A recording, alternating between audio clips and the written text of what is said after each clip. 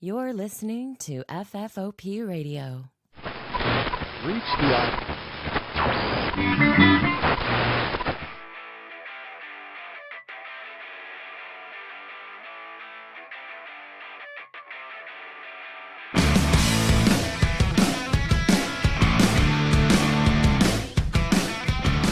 Hey everybody, and welcome to the show. My name's Dave, and this is a Fistful of Podcasts from FFOPradio.com. Back for another great week.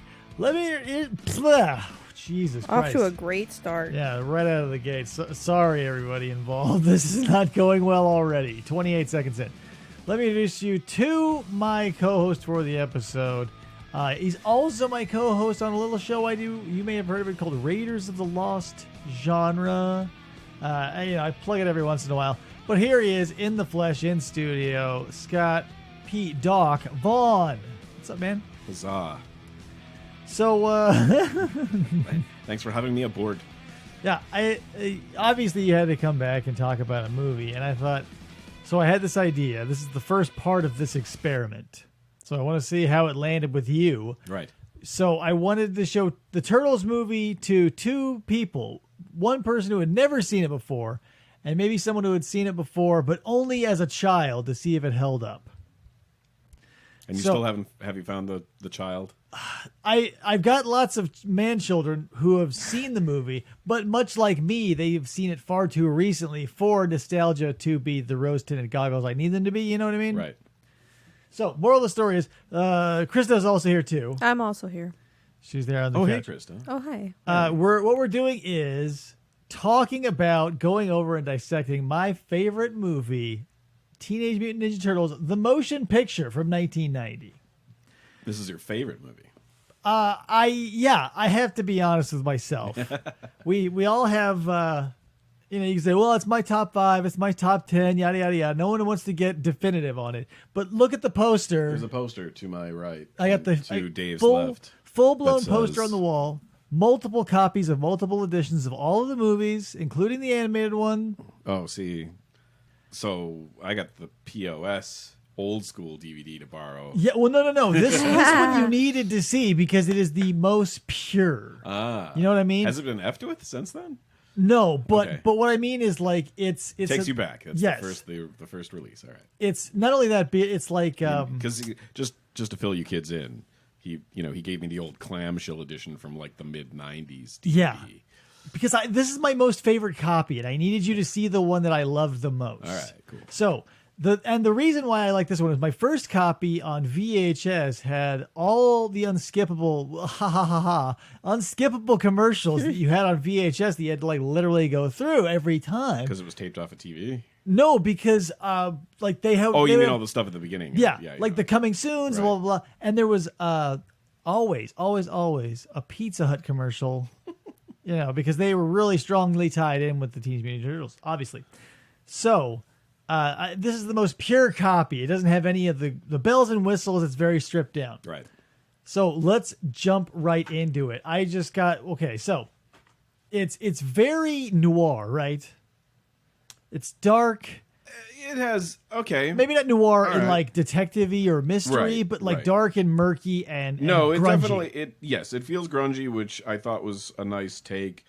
Full disclosure, I'm somebody who was aware of the original comics when they came out, saw them but did not read them, Mm-hmm. but I was familiar with them from a standpoint of them being, an early version of what we would refer to these days even still as independent comics. It was an indie comic. Yeah. It was very edgy and grungy and in your face. But I came along. I didn't even see the comic. I came from the cartoon, which came from the comic. Right. Which, of course, was a little tamed down compared to like four turtles with Uzis. Yeah, but like in the original one, like the original comics, rather, it was dark and it was gritty, and so the cartoon wasn't just a little watered down. It gave them all their different colors. That's where they got their colors. Was the cartoon. It gave us, a lot of what we think is iconic Turtles today came to us from the cartoon, not necessarily the source material. So what we have here is a blending of the two. True. And I always liked that. I like it when things like that happen. Like, we don't have to go into it right now, but I really like the 90s Shadow movie. Yeah. For similar reasons, because the Shadow, depending on what you were into back in the 40s, was two different characters. You were either listening to him on the radio and he had certain powers, or you were reading the pulps and he had certain powers that were different. Yeah, completely. Yeah, So the movie like melds all that together and still has the same origin story and does a good job. So we're New York City. It's set. It's a crime wave. Yes. There's pickpockets and all this stuff. All these punk kids. You know what I mean? And it's pretty rough to be in New York in 1990. It definitely shows you that it's a dark and dirty city, and you don't want to be here. Mm-hmm. And we're getting introduced to all of our characters, which it's kind of amazing. Sorry, but it's kind of amazing that back then, every movie that was set in New York always showed how shitty New York was back, in like the 80s and 90s. Right. So it's kind of amazing that anybody ever wanted to travel there. But that was the perfect thing about it, is like it looks so grungy and people wanted to live there despite that. I think that was like, and that's what the Turtles are born from. So, we're meeting our characters. We've got April O'Neil. We've got her boss, Charles. I think we follow the redheaded kid, Danny, right? At some point early on. Yeah, the son of Charles. Yes. Yes. Well, he becomes a character as the film kind of moves along. It's like you're introduced to him almost as a side note, and you think he's a total shitheel that comes and blossoms. But he feels like he's just being set up to be a catalyst, and instead he actually becomes a character as it goes. This movie, spoiler alert, I love this movie. It is so brilliantly nuanced. Oh my god! But yeah, we're setting up everybody. So we see that Danny's like a shifty kid, right? April is a no-nonsense workaholic, and Charles is like, whoa, when my son's involved, watch out. And they're doing the stories on the Foot Clan. Right. And they're interviewing the chief of police, and he, I don't know why he is so adamant about the Foot Clan not existing. Well, because he's being paid off. You do get that. Yeah. I think it's more than just implied that he's... Right, but I guess my fundamental breakdown of reality would be like, if you were getting paid off, you'd be like, no, that's nothing. Nah. Like they do that in real life all the time. Right. You just pretend not to care. But if you blow up on camera and then call April into your office to then blow up at her in private. Right. And then end up firing her. Yeah. Yeah. Well, no, the chief.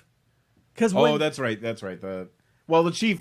Yeah, but it's because of him. Yeah, but so let's unpack that scene a little bit. Right. For those uninitiated, April is, going around interviewing people, the chief of police now, about trying to find the Foot Clan, the truth of the Foot. Yeah, and all this pickpocketing and stuff. And she's like, "Oh, chief, what about the Foot Clan?" And she's like, nothing, don't ask her, And it's from Japanese gang, woo. And one thing leads to another. The interview comes to a close, and she's asking him questions, and he is like straight up yelling at her in his office. Right. Well, be fair. It is ultimately a family film. Yeah. It is ultimately a product of the 90s, so it still has that we need melodrama. Yeah, it was sort of element. Like buddy cop feel. Yeah. And that's why I like it. It's the dude who blows his stack. If you're going to have a chief of police, he needs to blow his stack. Yeah, we know. And they do it in a great way. If possible, you get Cameron Mitchell to do it. But but he didn't for this. Probably dead. Yeah, he's probably dead. 1990? Probably. Yeah. So yeah. Then fate comes a knocking, because there's April coming out of the studio, puts on her classic yellow raincoat that never comes back. Well, no. It was a classic nod. yellow. She puts on a yellow raincoat to infer a classic uniform that never shows. Right. I was shorthanding. Yeah. She shows on a yellow raincoat as a nod to the cartoons that then never comes back. Right. And from what I understand, because the actress took one look at that costume and went, right, no, it was no way, I'm not wearing that. As much as Judith Hogue, I'm sure, gets the role of like the bitch on set because she didn't come back for the next two. I was fine. Was she recast? Yeah. So there was a different. Yeah, two and three were both the same lady. Okay. I don't remember her name, but Judith Hogue. Was she cuter or less cute? less. She was more like a Full House sister kind of appeal, and Judith Hogue is like a real life action hero kind of appeal. Yeah, I'll give you that. So, but yeah, they like in the second and third, they toned everything down. So they toned down April's looks and they gave her like this happy-go-lucky, oh boy, guys, oh, Splinter's on the roof again. Anywho, so now, they don't come in costume, do they? The thugs? Who beat her up or whatever? Yeah. No, she's just accosted, and then she's... But she's part of, or they're rather part of it's the thugs. Yeah, they're the thieves working for the Foot Clan. Yeah. So they're coming to beat her up, and like what do they? Well, hang on. Let me back you up for a minute. Sure. Let me unpack some of my reactions for a minute here, as long as we're getting into this. Yeah, do it. The first act of this movie, as the uninitiated guy watching this movie for the first time, was definitely the weakest. In terms of tone, in terms of in terms of so on, like and setup, I agree with you. Yeah, and it definitely feels like the weakest in terms of understanding working with what was the process of making the Turtles live on camera, right? And I do feel that is also a general weak point for this film is it doesn't feel like the director understood how to work with especially the animatronics. Yeah, well, because it was like brand new stuff. In a way, but I mean, somebody who was actually like a Henson director would have done it better, and probably. I say that from the standpoint of, in terms of Dark Crystal and Labyrinth and so on. It's like that they understood how what to do with that. Okay, I think what happened. So you have that setup early in the movie. All that whole first act really feels the most disjointed of the rest of the movie. I'm not saying it doesn't work. I'm just saying that it feels disjointed comparatively speaking. So are we calling the first act everything up until the Turtles' dark fight? Essentially, right? Dark fight? Like when Raph throws his sai into the lamp and shuts it out to save April. Is that end of Act 1? Yeah, probably. Okay, so I think you're right. Yeah.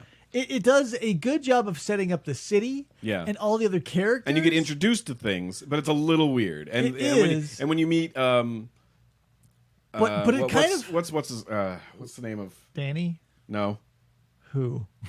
The other guy who can kick ass. You see him the first time you see him, he's wearing a mask. Oh, Casey Jones. Casey Jones. When you first meet Casey Jones, that one feels odd too, because you don't know who you're supposed to be rooting for. Right. You don't know but I love that. Okay, so we'll get to that when we get to that. Please, because that's my favorite. Casey Jones and Raph. Oh my God. All right. Peanut butter and chocolate. All right. So so we get to April needs saving because she's been sticking her nose in other people's business, yada yada. Kill the reporter. Time to take out the reporter. So she knows too much. Mm-hmm. It's cliche, but it's so great. Right. So the Raph throws his sai from the sewer. It breaks the light bulb, and you hear a great fight. And then the cops show up and light everything up, and all the dudes are beat up and on the ground. April is like, "What?" And Raph left his sai. One of his. I would sai. actually, you know what? I mean, if that's the scene you're talking about, just sorry to backtrack for a second. Sure. I would actually say the first act ends more like maybe even when.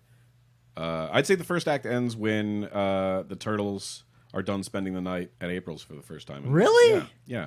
Because I think Act 1, to me, if it's a 3-act play, your second act is not Shredder. Splinter? Splinter has disappeared. They get their asses kicked. They end up in the country. Mm-hmm. They have to recuperate. It's Third act starts with them going back to the city and ending the. I don't even think you can break this into a 3-act structure because I would probably break it into 5. Because if we're gonna go if you're saying that's where, because I personally think it's good, from beginning to where the Turtles are introduced, and then from from when they meet April, right, and that whole event happens. That's Act 2. Then Casey Jones joining is the start of Act 3 to the farmhouse. The farmhouse back to New York is Act 4, and then Act 5 is all of the Return to New York and Shredder. Okay. But I nitpick. Well, I guess either way, I feel like things are still weak. Right, they Right. are, but Yeah. but they sew the threads that you need for the rest of the film. Oh, absolutely. It's not that it's a clusterfuck. It's done. It and does it's done. feel though like Right, what? right. Yeah, certain times it's like, oh yeah, this makes sense. It's later when it feels like, oh yeah, that all worked. But first time going into it didn't. It wasn't Right. quite. It was grabbing me, but it wasn't getting its claws into me. Yeah. Whereas shows like just later, it was like, enough yeah. to keep you being like, Yeah. something, because that's the whole thing. Like when Danny. That scene where Charles shows up to April to be like, oh, lay off the Foot Clan. Right. And Danny's sitting there and she's like, tell your dad to lay off my back, Danny. And he's like, oh, I wish. And he's like trying to steal money out of her wallet. Right. Like, I was like, why are they doing that? Because You know I what it hated is? him. For me, it wasn't charming until It was later. real. It was real until they introduced the turtles. Like, it was stark real. Yeah, and then the turtles didn't charm me yet. They charmed me later. Yeah. It took a while for that to feel like it was gelling, and I think that's part of it. Yeah, because if you're coming to it not as a fan of the turtles, I Right. think that's correct. Because when we are introduced to the turtles, it's like very gradual introduction. So after the fight, April takes the sai. Raph says "damn" for the first time in my childhood life. I heard "damn" on the big screen. And you're like, Mom, holy fucking shit, he just fucking swore. Holy shit, Mom! But yeah, he says "damn" 5 or 10 times, and it's shadow play, and it's moving, and it's like jumping around, and then boom, Leo jumps into frame, and he goes, "Awesome!" And they do the whole thing, and Chevy Nova and Bossa Nova, and Raph is just fuming in the background, and I immediately attached to him as a child. So, he's like, damn, and he's running around, and everybody's like excited about their victory. And Is that Corey Feldman? as Donatello. Donatello. Yes. Corey Feldman. So, blah, blah, blah. They go through the sewers, and I'm like, oh my God, the turtle's in real life. And we get to see Splinter, and he is, I like to point out everybody is an archetypal turtle, but we should all be aspiring to be a Splinter. Yes, absolutely. Because the turtles come in and everybody wants to party except Raph. And so Splinter recognizes what's going on immediately. And, Leo, who's trying to be Zen, is like so in the moment. He's like, we kicked. And he's like, we did well, Master Splinter. He's like trying to be that brown-nosing student. Right. And, Splinter's like, all right, you did good, blah, blah, blah. He's like, Raph, what's up with you, man? And this is what sparks like an insane, like this is what sparks Casey Jones is him losing his sai, and he wants to get it back. Right. Okay. Yeah. Right. So, but Splinter says, let it go, man. The universe has reclaimed it. Right. I can get it back. No, man, I'm gonna go out there. I'm gonna get back my drumstick that I lost. Raphael, no, he knows. And also, this is my favorite pizza ordering scene in any movie. Yeah, I have to. No, that scene was cool. Where like the guy who plays the pizza delivery guy, I think is one of the suit actors, if I remember. Right. Yeah, but I mean before that, like when he's ordering the pizza, when Mikey's on the phone ordering the pizza. Oh, okay. And he goes over he's like, and a large double cheese, blah blah blah. No anchovies. I mean no anchovies. You put anchovies on this, and Splinter has to lash out at him. Right. I love that. Worth its weight in gold. So yeah, here we go. It's the roller coaster ride. So when did they start gelling for you? Because now we see after this again. scene, So all of this, all this stuff. The first time that we see him in the sewer, it's like, yeah, I'm definitely latching on to Splinter because the turtles are just boys, and they're not quite always shot right yet. Like sometimes it works, and sometimes it's. Yeah. It feels like the camera, the director or the cameraman or somebody is hiding behind, worrying whether or not this works, as opposed to just shoot it, man. This is you've got like actual ninjas or at least suit actors wearing these suits, I would have and to then you look have these into great this. animatronics being Yeah. done by the Henson Studio, and yet we're kind of dancing around it. So busy just trying to introduce these characters and the scenario and so on. It's like it's like I could see from a fan standpoint. It's like, oh, cool, we get to see them in the sewers with Splinter and so on. Why does that fuck with me? It's like, why do the main the main heroes? That's how life works. I have an Adam and I have an Andy. I have an RJ and I have a PJ. I can't tell you how many times that happens. Shredder, Splinter. Right. You're fucked one way or the other. Yeah. I mean, it shouldn't be that hard. No. Shred, bad. and Splint. Yeah. And Splinter is actually named after Stick, Daredevil's mentor. Ah, okay. Because it was in the canon of the thing, if we can digress for a moment, for those uninitiated, Daredevil, Matt Murdock, was gifted powers by radioactive waste after, blah, blah, blah, blah, and he was blind and he got, Daredevil powers. Right. In the Eastman Laird original, the goo that made Daredevil is the same thing that goes down and hits the turtles. Ah. So bingo bango, now we have Ninja Turtles. Stick is Daredevil's mentor. Splinter is the Turtles' mentor. Got it. Ta-da. So yeah. Like it's literally supposed to be the same goo. Yeah. Like the same nuclear accident. Yeah, I mean, you can't for legal reasons do that anymore. Right. But in the original story, that is exactly what happened. Wow. And they kept the nod because you don't have to change Splinter. It's pretty meta. Yeah, isn't that crazy? Yeah. So here we go. Raph puts on his classic trench coat and hat.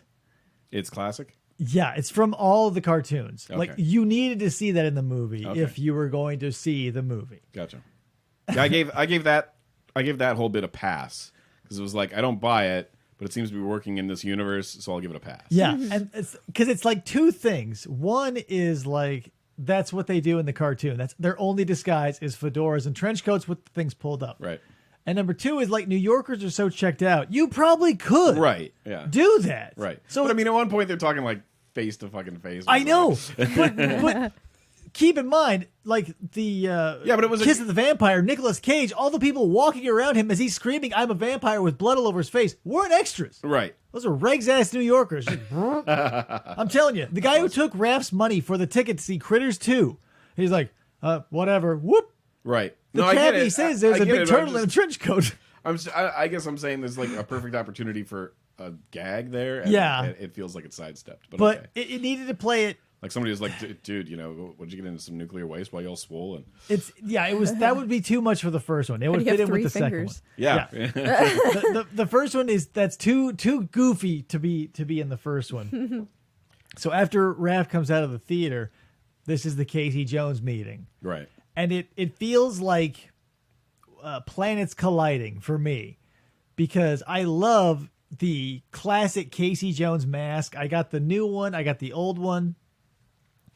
But when it's like, they're both dealing out vigilante justice, but one's like, hey, I'm holier than thou, and we don't take it that far, brah. Right. Because Casey, he's like... No, he's willing to beat the piss out of somebody. Yeah, I'm sure he's willing to kill people. Right. Like, Casey is a loose cannon before the turtles show up, and Raph sort of knocks some sense into him because he's about to give the... But that was part of what bothered me about the scene, was the fact, like, that he kicks Raph's ass, essentially. Mm-hmm.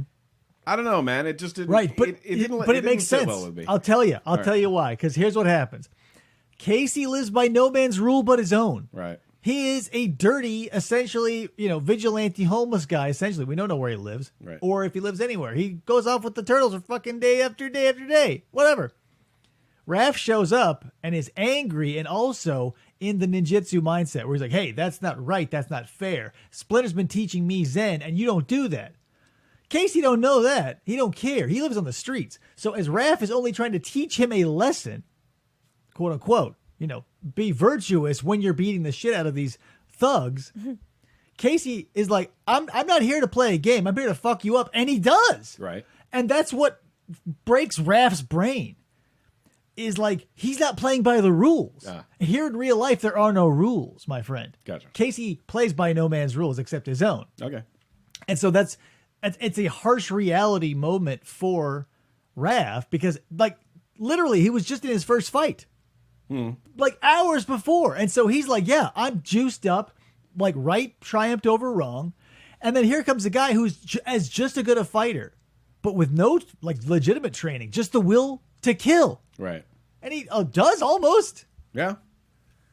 And that's why I think that scene is beautiful. But you have to see it over and over and over again to dissect it like that. Okay, well, I'll give you that.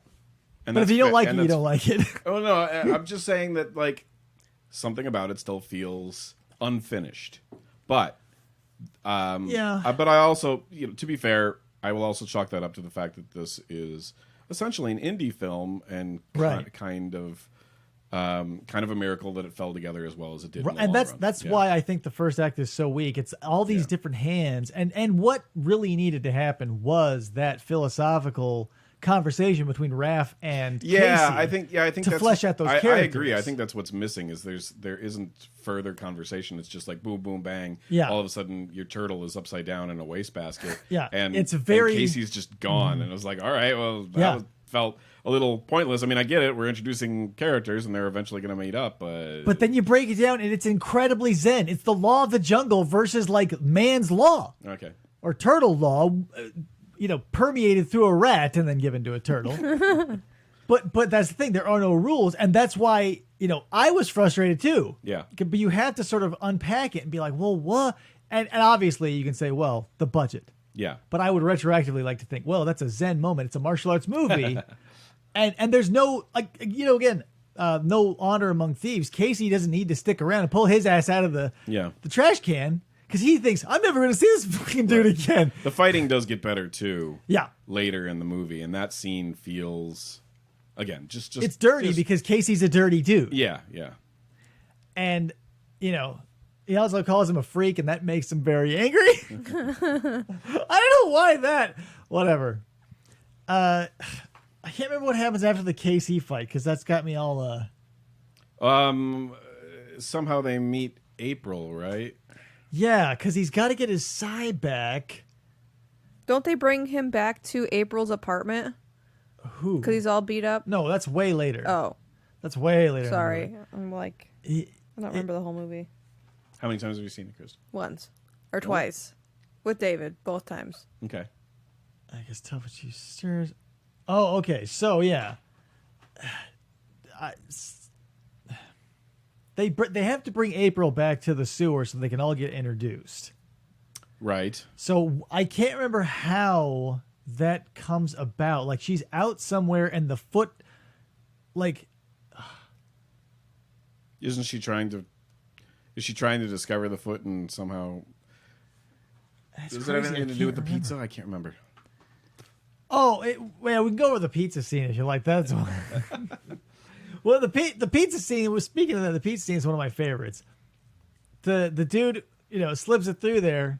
Slips the money through the grate. Yeah, and the tab was 13, and no, 2 minutes late. And people like to nitpick. I would like to know where you stand on this. Where do you fall? Was Mikey right in paying the 10, or should the delivery guy should have gotten the whole tab of 13? Me personally, I probably would have been like, yeah, whatever. Here's your 13. But you were close, dude. I would have said something. Well, no, I mean, I would have given the money. But in the moment, do you agree or disagree?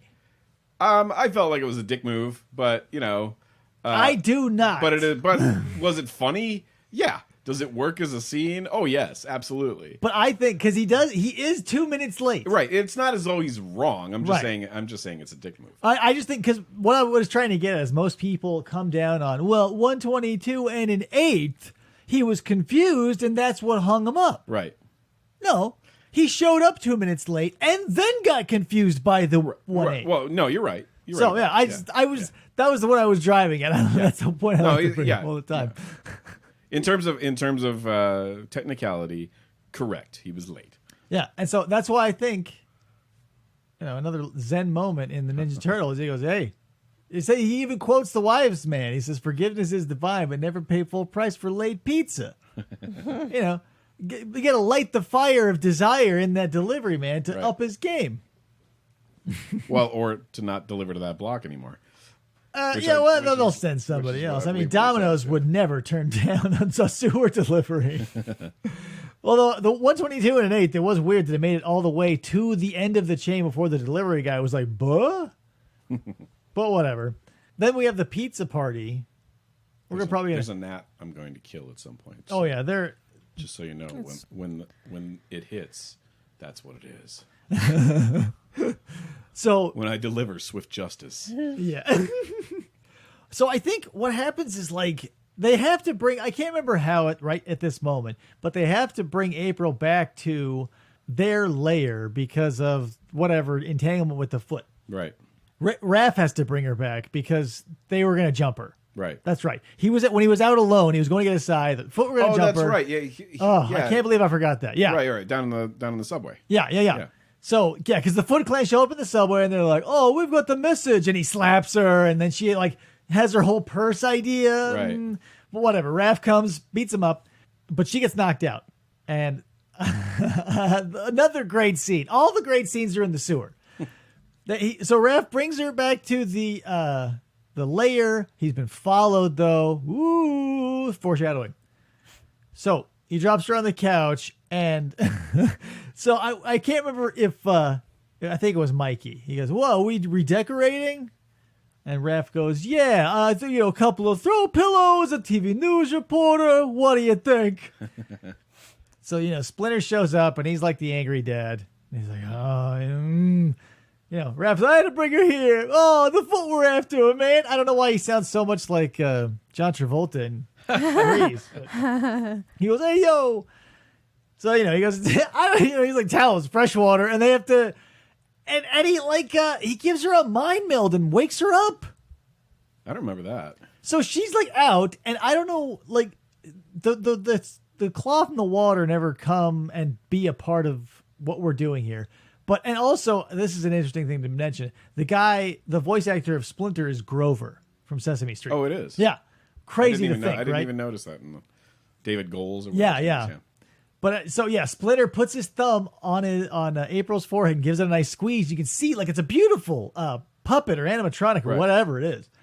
And it wakes her up, and she goes ape shit immediately. She's like, "Ooh." I would scene, too. That scene was funny. Yeah. Yeah. And the fact that she keeps like disconnected and disengaged from the scene around her for so long, I think is awesome. Yeah. It talks and it knows my name. She the actress playing her, the character in general, she keeps waffling back and forth from what the fuckery to funny to sexy and back again for me. But ultimately I liked her. Yeah, I think that's why I like her so much is because she's well-rounded. Yeah. It's like she's smart in a lot of different ways. Right. But like when you go around pissing off like an underground Foot Clan ninja organization of crime, then do nothing to protect yourself or even accept protection when offered by your boss. Right. So But then again, we're supposed to know, the bosses. I know, but that's the thing. So, it's zany, and they're gonna Shenanigans. Yeah, do shenanigans occur. ensue. Yeah. And so now they got to escort her home, and Mikey's doing all of his jokes and everybody, and like they're all sort of crushing on April, Right. but it feels wholesome and not weird like the Michael Bay movies make it. Yeah. Well, I haven't seen any of that either. But I haven't either, but I've just seen clips of where it was very distressing, and this feels more like an actual like crush, not like a. Yeah. But I mean, that was another thing that bugged me later. Is like there's no consequence to that crush later. Nobody is ever bothered by the fact that she's she and Casey Jones obviously have a thing later. I just nobody even has a moment of like, "Aw, gee, shucks, kick the dirt." No, I think that they're zen. They know. I think that's why it's never more than just like a warm but they're feeling. not. They're not that zen. Well, they're still learning, and that's part of the point of their characterization. Right, but they also can see that they're giant turtles. Right, and that's something that you should deal with, within the context of. Right, but we're very 90 minutes, man. Like, but this should have been a 2-hour movie because it's an origin story and everything in a tight 90 minutes. Right. Like if this were made today with this technology, it should be a 2-hour movie. Huge Casey Jones and Raph scene, huge origin scene. Yeah. That's another thing. This is the origin scene they explained to April, and But it's sometimes cool and sometimes slightly ridiculous puppetry. yeah, because it vacillates between like the kind of like hand puppet you can buy at a gift shop outside of a rainforest cafe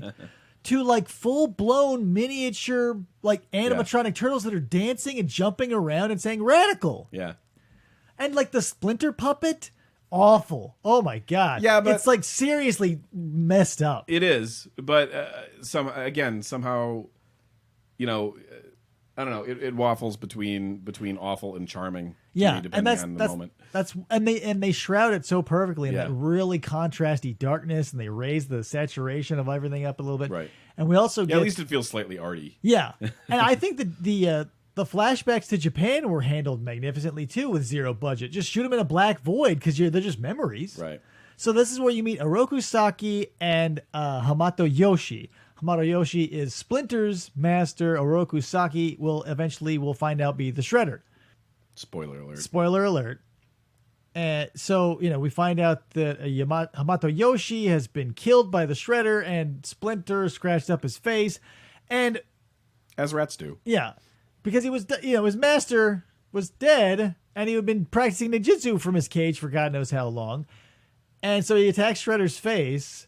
And all Shredder does in return is like cut off his ear. Right. That was totally odd to me too. But it's like a Japanese folktale, so you have to sort of buy that because, like, okay, how dare you slice, and then so you have the little hand puppet that's crying over his master's hand. Oh, it also kills his wife.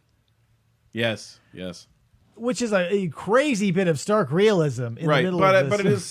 but it is for the most part sidestepped. Yeah, it's handled like exactly right for a PG movie. That part I've got no problem with. I think the thing that's missing in terms of Splinter's origin is, giving him a chance to run out of the room until the villain disappears and then come back and weep over his dead master. Yeah, again, like that flashback sequence probably should have been its own like 20-minute mini movie. I was really glad it wasn't. We had the budget.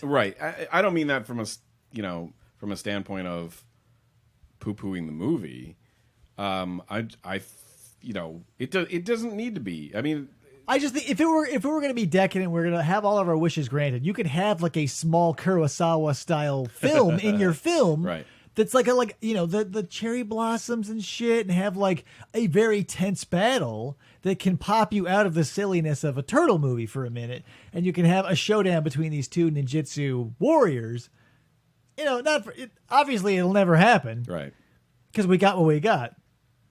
But it leaves the rest of your imagination because they're practicing. And Hey, Dave, ask me if I liked Rashomon. What did you like Rashomon? That's not how I remember it. One thing I wish I did know though, when Hamato Yoshi comes home from his work and he finds his wife dead. He comes home in like overalls and like a hard hat, like a metal lunch pail. Yeah, it's a little weird. I wanted that unpacked just a little. Yeah. Give me like a railroad conductor button or something. Give me a pickaxe. Tell me what he was doing. Or even do it like stylistically, like where he literally walks in wearing the garb of a samurai or something. Yeah, but it was the 80s, so it was probably the 70s. So it was Right. He was. Here's what I would like to think retroactively.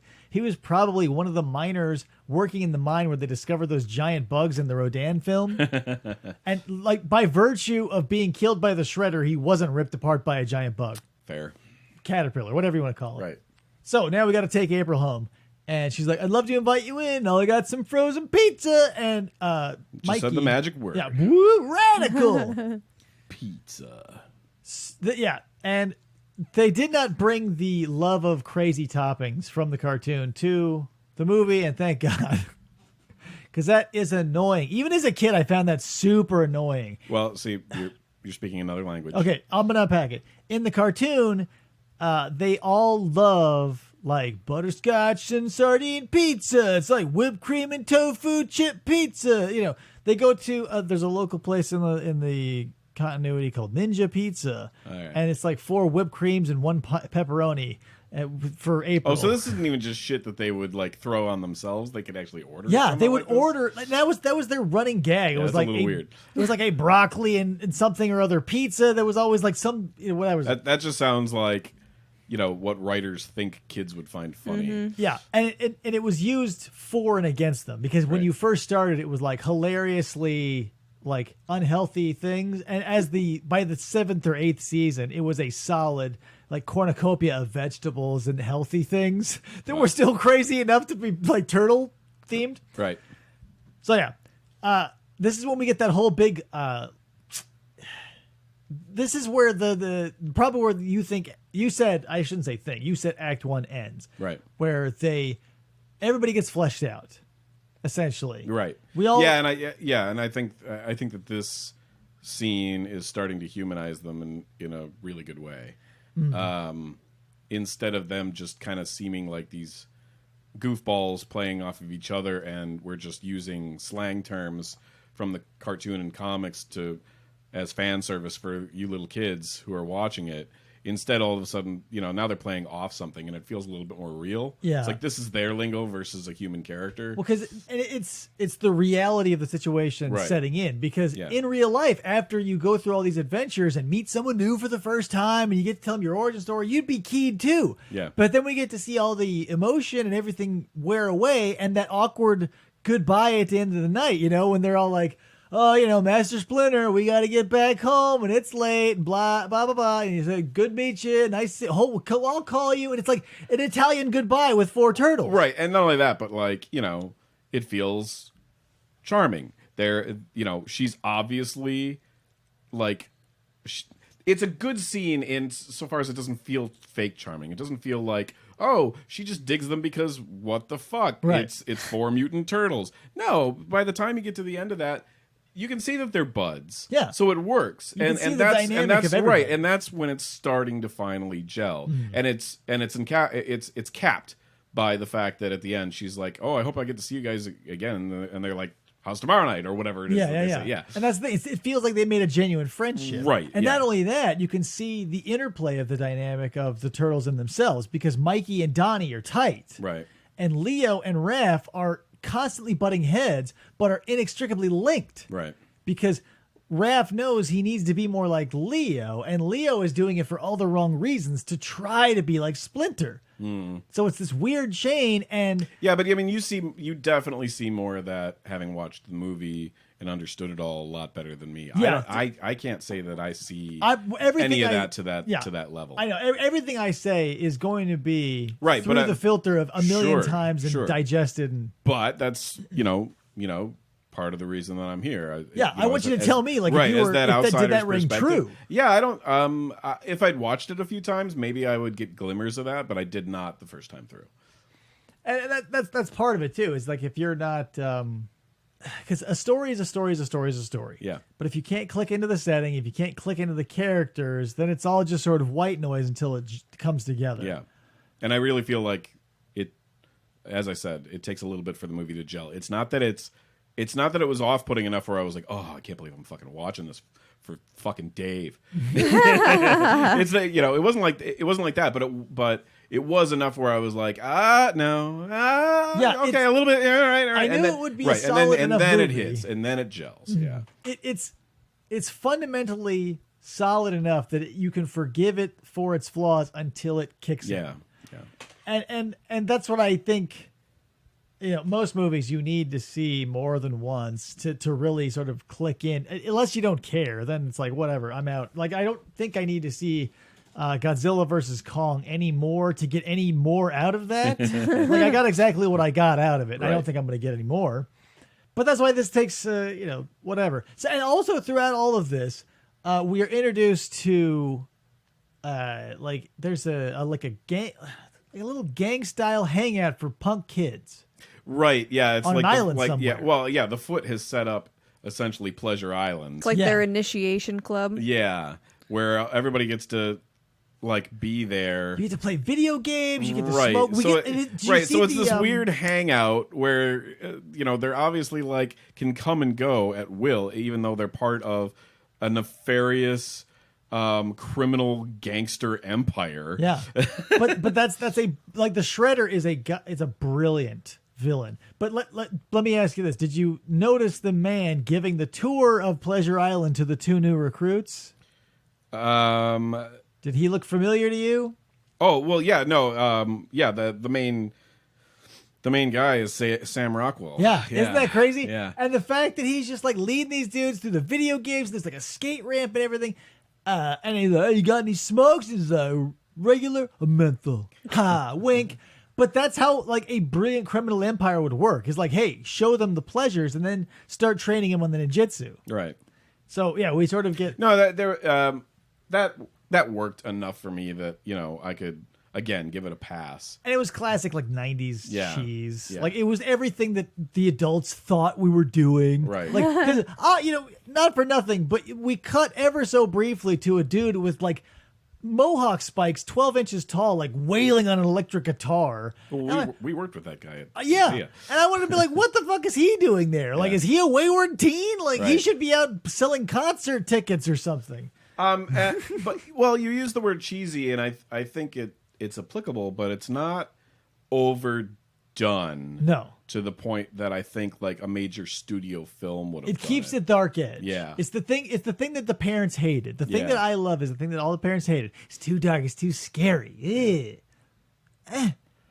It's whatever. definitely indie. Yeah, I mean, yeah. What would that whole scene have looked like if it was a major studio and It would've like looked really awful. super right? It would have been super lit, and it would have been like, almost to the point of cute, and then the tables would have turned and somebody'd get their legs kicked out from under them, and it's like, you're gonna be a ninja now. Yeah, And- it needs like it needs gritty realism, which we got. right. So, well, I forget. So Raph goes up to the roof because he is pissed, and Splinter is like, "Hey, man," or sorry, he goes up to the roof later, but after they all come back from April's place, Splinter has like a heart to heart with Raph, and he's like, "Hey, man, you gotta chill out and stuff." He's like, "You're gonna go off and get yourself killed and all this stuff." And he's like, basically just watch yourself. Yeah. And he's my favorite character because he goes through the most like growth. I think him and Leo go through the most growth as turtles as characters. Right. But so, for whatever reason or another, Raph ends up on a roof, like practicing and working out his anger, and the Foot show up. This was Right. Yeah. The whole thing was set up to feel. I like forget that, yeah. the inciting incident, but he goes up there and needs to chill out. Well, essentially, it was now Shredder is aware of the turtles and wants the turtles taken care of, and somehow, they see where at least the turtle is and go to start kicking the shit out of him. Oh, well, they follow April. It's incredible that like Shredder knows everything. Don't they follow the situation back to Yeah. April because of, because remember when because of when Danny they were or whatever his name is, right? well, yeah, when they were bringing Because of the kid. April back, they were being tailed. I mentioned that earlier. Here's where it pays off, and he rats him out. Right. That's what happens. Right. Okay, I can't leave. I forgot that. So yeah, Danny rats him out, and he's Right. like, "Let's get." Shredder's like, "Okay, let's go get him." So while the boys are out at April's place, they come back and Splinter is gone. That's the thing. Right. Splinter- And as an outsider, it was like, oh shit, I guess they killed him off. And the place was totally fucked up. Like they destroyed every like garbage thing that they had. Was Right. even made more garbage. Which I'm gonna stop you for a second there. It's so typical to me, starting with things like Teenage Mutant Ninja Turtle, starting with like the 90s, to take. It's a trope that I've never liked, but it is a trope now. Okay. It's the trope is set up the awesome hideout and then blow it up, and it's one that always bothers me. It's like you didn't even Right. get to fucking see it. right. But I think I mean, I get it; it's a catalyst or whatever. and you're but killed it's like, by the budget again. Yeah. But what we have is the all is lost moment. yeah, And literally all is lost because Splinter and all their cool shit is gone, right. which is a bummer, because you want to live in that world. And they flesh that aspect out in the second one, but Yeah. by then it's like too late because all the cool shit is gone. But yeah. And What, that's there's no when sardines on the pizza or what? it's David Warner's in it as a scientist and there's burping involved. We can review it if you want. Well, David Warner's cool, but the rest sounds lame. David Warner is probably one of the coolest parts of that movie. But yeah, so Raph gets all angry and he's like, "Oh, ah, and he's screaming, and he screams so loud that he scares an old dude walking by a manhole cover. and that's when he goes off because he's like, oh, this happened because of me, and yeah, so he takes the blame, and that's when they split. He's like, fine, we don't need you, Leo says. Get out of here. Derision. Now all is even more lost. We lost Splinter, we lost the hideout, and now we've lost one of the turtles. Right. So he goes off to screw around on the roof. That's when the foot starts showing up, and Casey reappears. Right. Because he's doing his skulking vigilante thing, and he's like checking him out in the binoculars. And the fact that it takes Casey 4 to 6 hours to show up in the fight. Yeah, you see him like across fucking- the street. Yeah, it's And pure then- daylight. Right, and then by the time like every ninja in the city has showed up. It's midnight, and that's when Casey is there. Right. Maybe he needed to walk down the stairs and got lost because he was, again, using binoculars and far away. So maybe he was going as fast as he possibly could. But Right. the setup for that later is he sees him. It is my friend, the turtle-looking guy, out of his trench coat, and whoa, it's weird. Which So- is another thing though, because it's like it is a turnaround in a way.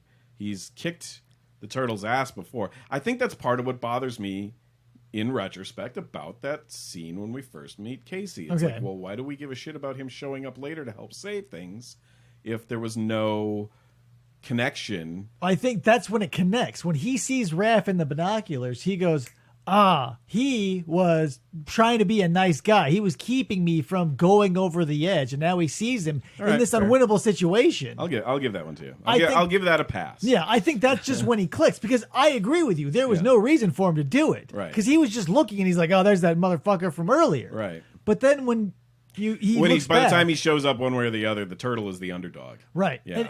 But even before, because you can see in his field of view, Yeah. 10 at least Yeah. dudes showing up, and that's an unwinnable fight. So maybe that's the part of the sub story we don't see is Casey having that awakening. Right. Again, it's not like it doesn't work. It's just it's a little loose. But Yeah, but that's fine. And We'll give it a when he pass. shows We'll give it a up, you're like, what? Yeah. Because you forget it's been so goddamn long. That's true. It's like Casey appears and then it's like It's like literally a Deus Ex Machina. yeah, But yeah. we'll get to it it. really kind of is. So Raph is taking on all these Foot Clan guys and and he's winning. He's doing a great job. Right. Bam, bam, bam. His ninjutsu is strong. But, whatever. Obviously, the tides are going to turn because there's an inexhaustible supply of them. So they are kicking his ass left, right, and center. They throw his weapons over the thing. They are lost. He is, at their mercy. And it is a slapstick cut between April, washing her face, and Raph getting his ass kicked up and down Right. the roof. And I think this is also the scene where, because while he's getting his ass kicked, April is washing her face, and Charles has showed up with Danny again, always in tow. Yeah. Yeah, how do we keep dragging Danny along so that he's somehow relevant to this to the story? Because he's so unnecessary until the very end. Right, it's but so you have weird to, you that do the- have to keep him necessary. Yeah. until- Yeah. What were you It's gonna so say? weird that the boss just shows up at if my boss showed up at my house, I'd because- be like, why Yeah. are you He- here? Yeah. Well, because think of it this way: Charles is not a completely morally bankrupt guy. Right. Yeah. By this point, he knows that April has been attacked at least twice. Right. Because now she has physical wounds. Right. And things are getting worse, and he is taking the bribes or whatever. He's on the wrong side, but he Yeah. still has a conscience, and so he's like, hey, please, for the love of Christ, take a vacation. He's not even he can't legitimately fire her because he's like, there's no reason to. Right. He says, take a vacation. She says, no. There's a whole thing where I think Donnie or Mikey is in the bathtub, and then he's up. Well, on by the end of ceiling. that whole scene, she does get the phone call that says that she's fired. Yeah. Yeah. But way at the end, Yeah. which is crazy to think about too, because it's all in the same day. Right. Because okay, so it's Donnie and Raph, they show up at all the other turtles show up at April's house, and they're like, Raph ran out, and yada yada yada, and then boom, Raph comes flying through the huge window on the ceiling. Right. Everybody It's goes called a skylight. skylight. That's the word I was looking for. The ceiling Not window. a ceiling window. Yeah, Raph comes through the skylight, and they're like, oh my god, he's alive, barely. And all these foot dudes are falling in all over the place, and yada, yada, yada.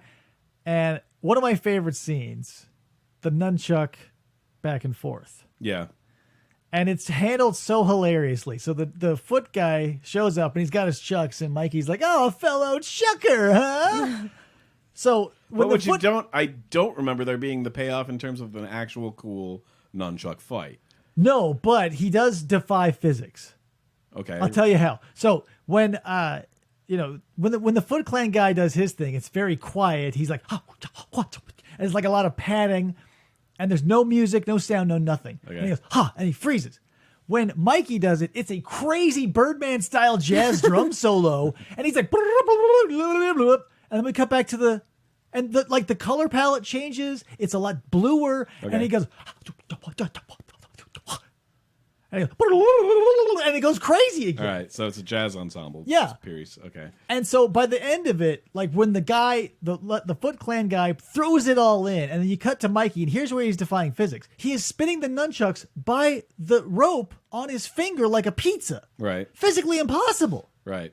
And he goes, "Keep practicing, dude." And so he doesn't have to beat him Sure. up. I get but that. it also sets up for the cool Donnie jump over and smash with the dude's heads. Yeah.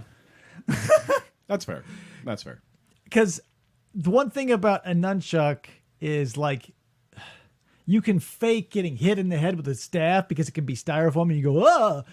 But like if you're going to hit someone with a nunchuck and make it look real, it's got to be real. Because if it's styrofoam and it bounces off, you can't go, "Whoa!" You can't have the nunchuck fight.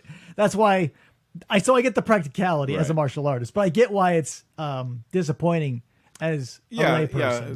In terms of like watching what could otherwise be a stronger quote unquote martial arts film, yeah. And it gets weaker because in the second one, the parents are like, "We don't want them to touch their weapons ever." So they're fighting with like sausages and pantyhose. We'll get into it.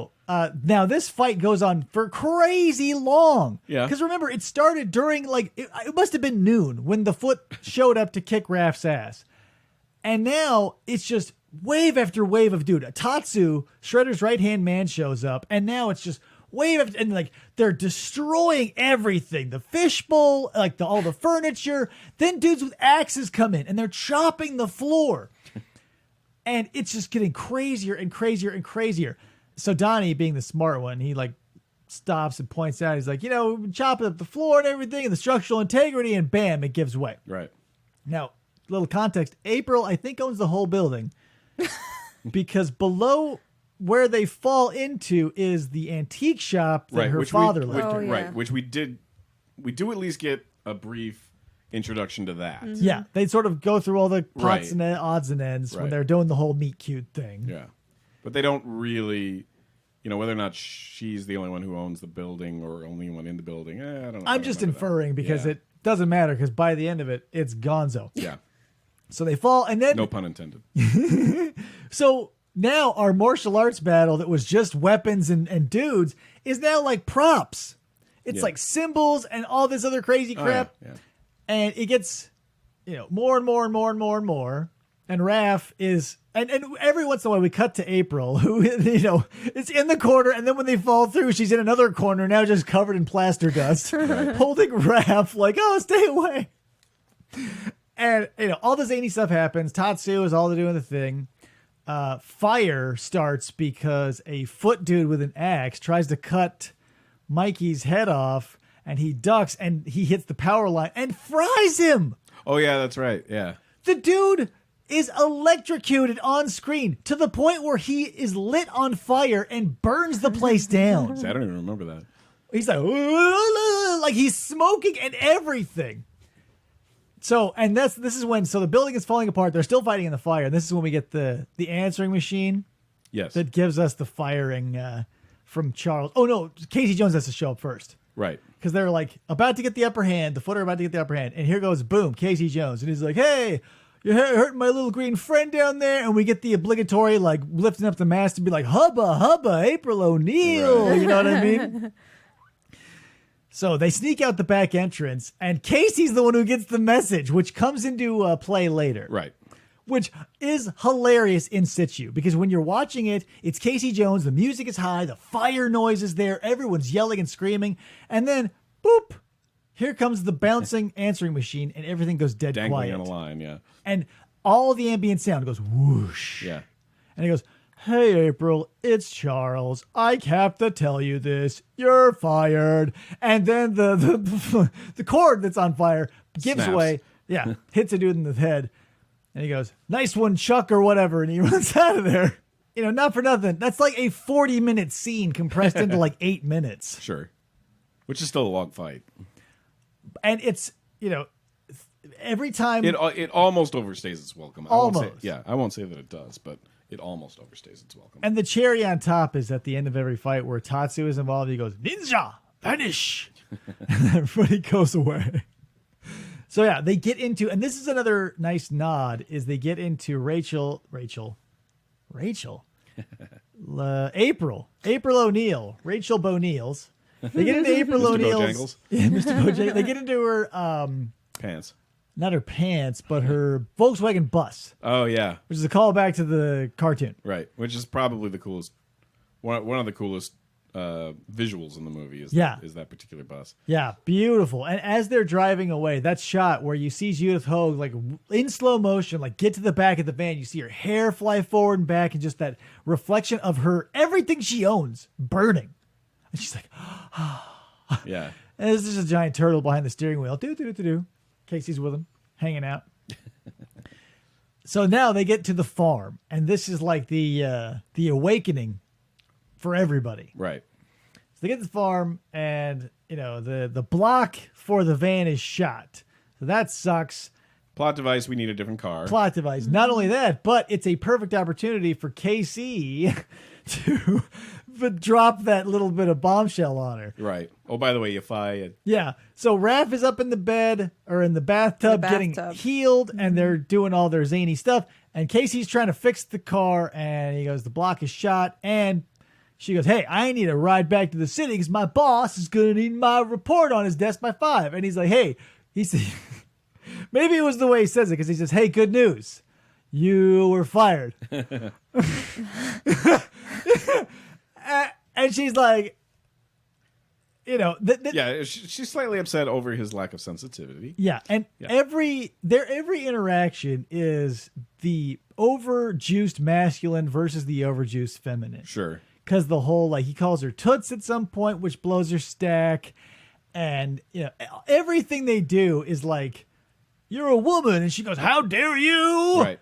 And he goes, "I'm a man." And she goes, "I'm a lady." And that's our whole interaction. Pretty much. And, it's cliche, but it ends up working. Yeah. Like at times it's, It's everything you need to know shorthand, because we yeah, don't have the is. time to flesh it out. Right. It's a shorthand version, but it works. Again, it was charming to me enough that I was like, "Oh yeah, I can buy this." Now, how did the out of nowhere narration from April hit you? So we had that montage scene of Casey and Donnie getting closer, and now it's Raph like, taking care of Leo. So she's and she's also drawing with colored pencils and stuff. Actually, no. That was why that scene did not feel out of place to me. It was because you had this moment where it's a visual of her obviously concentrating and thinking, and it still worked into the plot. Her drawing becomes something that she gives to Danny and stuff like that. So it worked for me. It did Everything pays off. Yeah, it did not feel out of place. No matter how small and no matter how ineptly handled at times, everything that is planted grows into fruition. And I that's why I was okay with it, because she's "Oh, Donnie and Casey are doing their thing," and they do their whole calling each other names through the alphabet gag, which I think is great to fix the old truck. We've got Leo being, guilt-ridden over Raph's thing because he told him the yada yada, blah, blah, blah. He's the one who had a fight with him before, before he... And then, the pieces fall together. Raph wakes up and he's like, "Hey, how about some food?" And everybody's like, "Hot, blah, blah, blah, blah, blah." So then now they got to train to go get Splinter back. And more hilarity ensues between Casey and April. Well, you're forgetting that they get, they assume that Splinter is dead, and then they actually get so that's what telepathic message from. Yeah, they're training, and so they basically do a big group Zen meditation.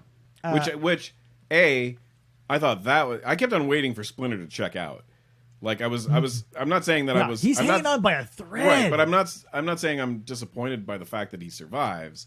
I'm just saying that they keep playing it off as, oh, this is the part where Splinter dies, so that the boys are driven to go on without him and become men instead of boys. He's a reed. He can bend, but he won't break. Right. I was waiting for him to be the Obi-Wan, essentially, where he dies. But either way, I thought the campfire scene with him like appearing within the fire was actually pretty Well, cool. and we've been checking in with Splinter too, because after he was taken, like we see some shenanigans between him and Shredder, where he's like, "Where are the turtles?" and he roughs him up a little bit. And he's giving the Zen talks to Danny, so that Danny will make the right decisions. Yeah, and I think I sort of give that part of the movie short shrift because it is like, the yin to the rest of all the action that you need. And maybe we should go over those a little bit, because every time we go back to Splinter, it's Danny who's coming back for fatherly advice, because he's like everybody else, a wayward teen. And, that's when we also get the story retold. We get Splinter's origin story. He tells it to Danny again, and it's like, oh, well, no one knows what became of Oroku Saki, but that thing you have on your forehead, that's his sign, funny enough. Right. And he goes, oh, my God, and has that awakening. Right. But yeah, that was handled well. So that you eventually get a reveal of I think the connection between villains and good guys. All of that coming about of, and like when you're talking about all this, it's interesting to me because when you break it down, everything about this movie from a script standpoint basically works. Again, it just comes back to sort of fumbling the execution. Yeah. It's like the first, the first part of the game. It's the things are not coming together. You need a better coach, but as it goes, it definitely gels.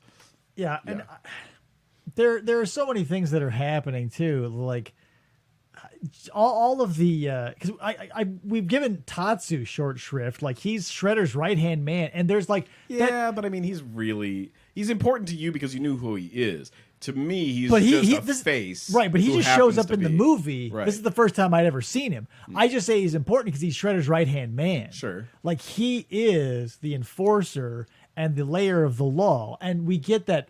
One of my favorite scenes when the Shredder is introduced fully and canonically, it's like in that big warehouse with all those risers and all the kids, and it's like a scene from the Warriors. And it's just this huge pillar of light, and it's just this imposing figure, and Tatsu's there, and he takes off his coat, and the Shredder part is now self-evident, and he gives that whole talk. Yeah. And it's a brilliant flip side of the coin where he's using the same tactics that Splinter is using, essentially, just for evil. Right. He's like, hey, guess what? I'm your dad, and I'll let you steal shit. Right. Whereas Splinter is like, I'll be your dad, but let's be a good kid, Danny. Right. But the Shredder is so imposing, and he speaks so little. Yeah. But he speaks almost nothing, and Tatsu speaks even less. He's a good example of quote unquote monster design. If you have the right aspects down visually and then shoot it well, boom, you have Darth Vader. He doesn't have to fucking say a thing. Yeah. But he has that too. Yeah, it is very Darth Vader. Let's be real. Yeah. Because Darth Vader was based off a samurai, and this guy is literally Asian inspired, because he's a ninjutsu master from Japan. And everybody loves a villain in a mask if it's done right. Mm-hmm. Right. And that's why I think it's so beautifully done in the movie. Right. It's not overdone where it's like stupid, like or pointless. Right. Because you can't have what looks cool on the comic book page does not look cool in real life. That's why Wolverine looks like Wolverine in the film and how he looks in the comic. Right. But they were able to write it where, like, I bought all the shit that he wore. Yeah. Like, the face mask seemed legit because it was open and breathable, so that's, like, totally face protection or whatever, and you keep, like, a mysterious thing. I get the imposition of the helmet and the samurai influence and, like, the new wave edgy shit of the 80s with all the blades all over yourself. Right. So he's form and function. The one glittering glove. Yeah. And he didn't look totally stupid. He wasn't like if the Rat King showed up and he was like, or Killer Croc or whoever you want to pull as a ridiculous looking villain. Right. So where are we? Let's see. At this point, we're Oh yeah, they got to go back. yeah, it's time to go back to the city. Yeah, so they say, we're ready, let's go. So they get in the truck and they're headed back. And they've got to go back to the same place because there's no other option, right? Right. And there's we get a little more characterization of Casey. He's been sort of getting fleshed out at the farm. Yeah. But now it's like, okay, here's where our hangout is. We got to clean up a little bit. And now we see, he's claustrophobic. Oh, yeah. But I disagree. I think he's subterraneophobic of some kind. Because if he was claustrophobic, he would not sleep in the truck. A much tighter space. Right, right. And the fact that it takes like a 20-minute walk to get to... Still, I mean, it was also like a slightly derisive ride on the part of April or whoever, pointing out what she could see, but not necessarily has studied enough, so she's just going to throw out a term like claustrophobic. Right, but that's the thing. I think he became a victim of his own ego. Right, absolutely. He's like, hey. And I think that's the point of the scene. Yeah, I love it. He's like, I don't need this. Because he obviously isn't claustrophobic. He's just uncomfortable sleeping in a new spot, right. Essentially a sewer. That's not his, right? Yeah, that with four, it's zany. It's a Right. crazy situation. But then he has to go like, I'm a man. I'm asleep in the truck. Right. And it sucks. And you see him and he's sweltering in there and he's rolling down the window and, he lives with what he gets. But he sees, I think, Danny yeah. or somebody crawl down in the sewers. And because this is when... something's rotten in Denmark. I think that Danny... Because he has to get... At some point, Danny gets one of April's sketches. Right. I think he... I don't remember. She gives it to him. Yeah, I remember that. I just don't remember. Basically, it's a scene why. where they get back to the city and they. Oh right, kinda, they find him hiding in the place. Right, because they open up the thing and he goes, "Don't kill me." Right. Yeah. And okay. and so we can see that Danny's riding the fence. Yeah. On where his allegiance lies, as well as some of the things that are being put into place for him being a dynamic character. Yeah, and also April gets a great line. She goes, "Danny, your father's gonna have kittens." When they find him down there. True. So yeah, then we get the interaction with him and Splinter, and we see Danny making that change. He's like, "That's it. I'm a good guy from now on," because he pulls his headband off. And right, and he's trying to rescue Shredder and Splinter. Or Splinter. See, fucking did it. And then he gets caught, right? Yeah. Wait, right, but at the same time, during the course of this, we see Casey making his move too to help things out. Yeah. So Casey finally has his awakening, and he goes, "Okay, I get why you do the things you do." Right. And he wants to be on board. He wants to be all for one and one for all now. So he's off to go save Splinter, and that's where that conflux is like Danny gets caught.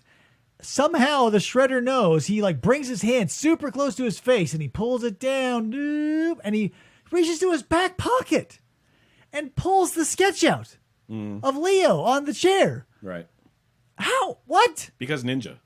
Right. I guess. Yeah, that's the thing. And that's what makes Shredder such a badass. He knows everything without having to do anything. He's totally Wu-Wei. He's like, whoa, whoa. He's like a sleight of hand magician. But he has to be. He's written that way because you have a character like Splinter, who is obviously a mystic. Is allowed to be a mystic because it's a talking rat. Yeah, and so it's you have brilliant. So you have to give Shredder at least one moment that makes him, a worthy foe, other than just being formidable to look at. Yeah, he's got to obviously have some sort of sixth sense as a ninja. Yeah, it's so and it's played off so sparingly. It's like Jaws. Yeah, if you do it right, it makes up for and even overshadows the fact that you're doing it because there is no budget. But yeah, so now which is something I want to get back to when we're done with our. Yeah, we totally can. Yeah. So now Casey is there with. I think he goes with. It's like Casey and April, or does everybody show up? I want to say everybody. Because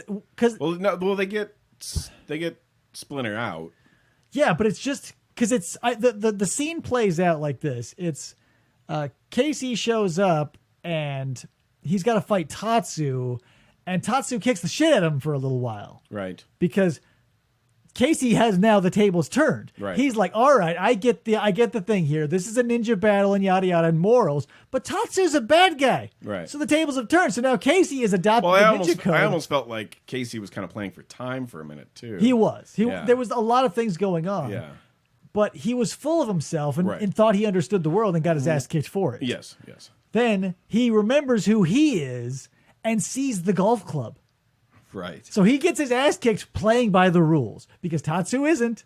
And he goes, oh, yeah, I get to go back and do the wrong thing for the right reason. Right. And he picks up a golf club and nails him in the nuts. Right. Boom. And then, by himself all that time, he just goes 4 and smashes his ass. Brrr, classic cartoon moment.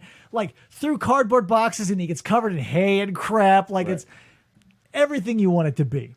Is that the last you see of that character or no? Of Tatsu, yes. Okay. That's his exit of the movie. Okay. And it's so great. And so So it's inferred that Casey Jones has fucking murdered him. he shows up in the second one. So it's all dashed to pieces. But we get another Sam Rockwell appearance where he's like, Yes. hey, man, are we going to let him do that to our family Right, dog? and now we get our moment where it's like, no, you're on the wrong side. You've been lied to. And because it's a movie, you can just change everybody's mind, and they're all like, "Oh, really? Are we on the wrong side?" But Casey really puts it in perspective because he's like, "This is our family." Sam Right. Rockwell says, "He's a family.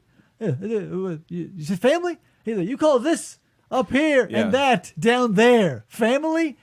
And they all look around and they go, "Eh." It's enough. I mean, again, this is another scene in the movie that I only give a pass. It works, especially seeing as how essentially you're just giving an open to why the rest of the thief community follows the rest of the action to the end of the film, where finally they like choose a side. Mm-hmm.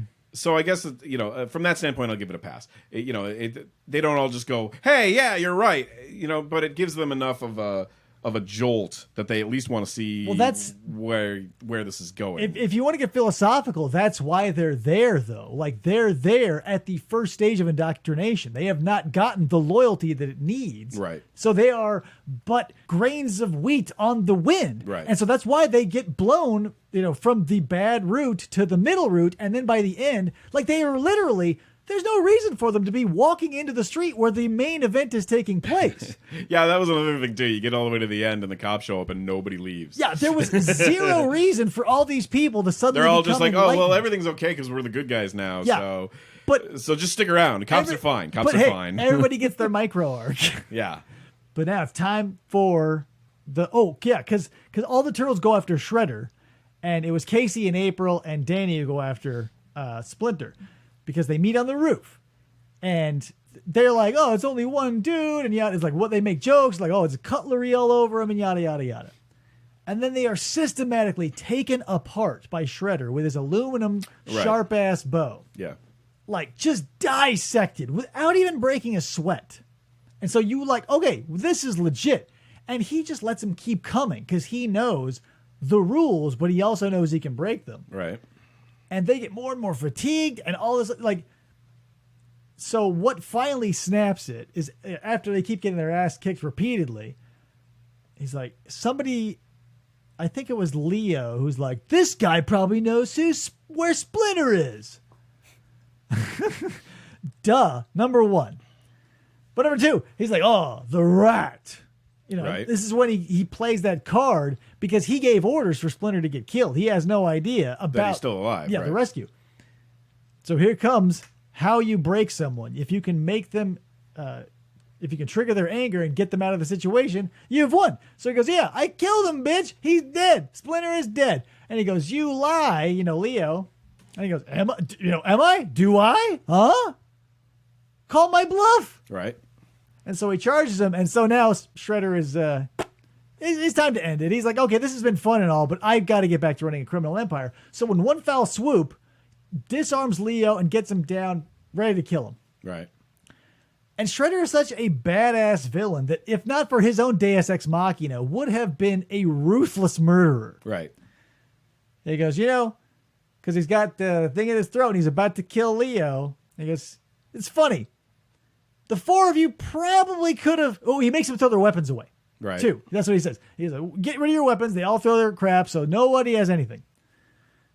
And he goes, okay, that's what's funny about the situation. He's like, you probably could have beaten me if all 3 of you attacked me at at the same once time. and had your weapons. But, you're fucked. And he's about to stab him. And that's when Splinter, like a Zen master, pops up like a whiff of smoke on the roof. Right. And he sneakily grabbed one of Mikey's chucks that got stuck on the fire escape. Right. And insanely, now remember, the whole time we've seen the Shredder recognizing how the turtles fight by description alone. Right. And the only man he knew who knew how to fight like that died and had a pet rat, for context. Right. So And he cut off its ear.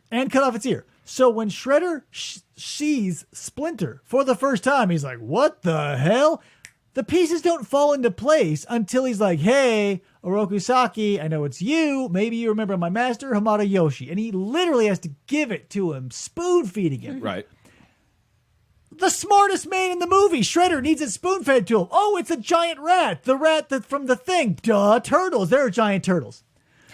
And he does the classic movie thing. He pulls off his mask. Right. And his face is unbelievably scarred by a simple rat attack.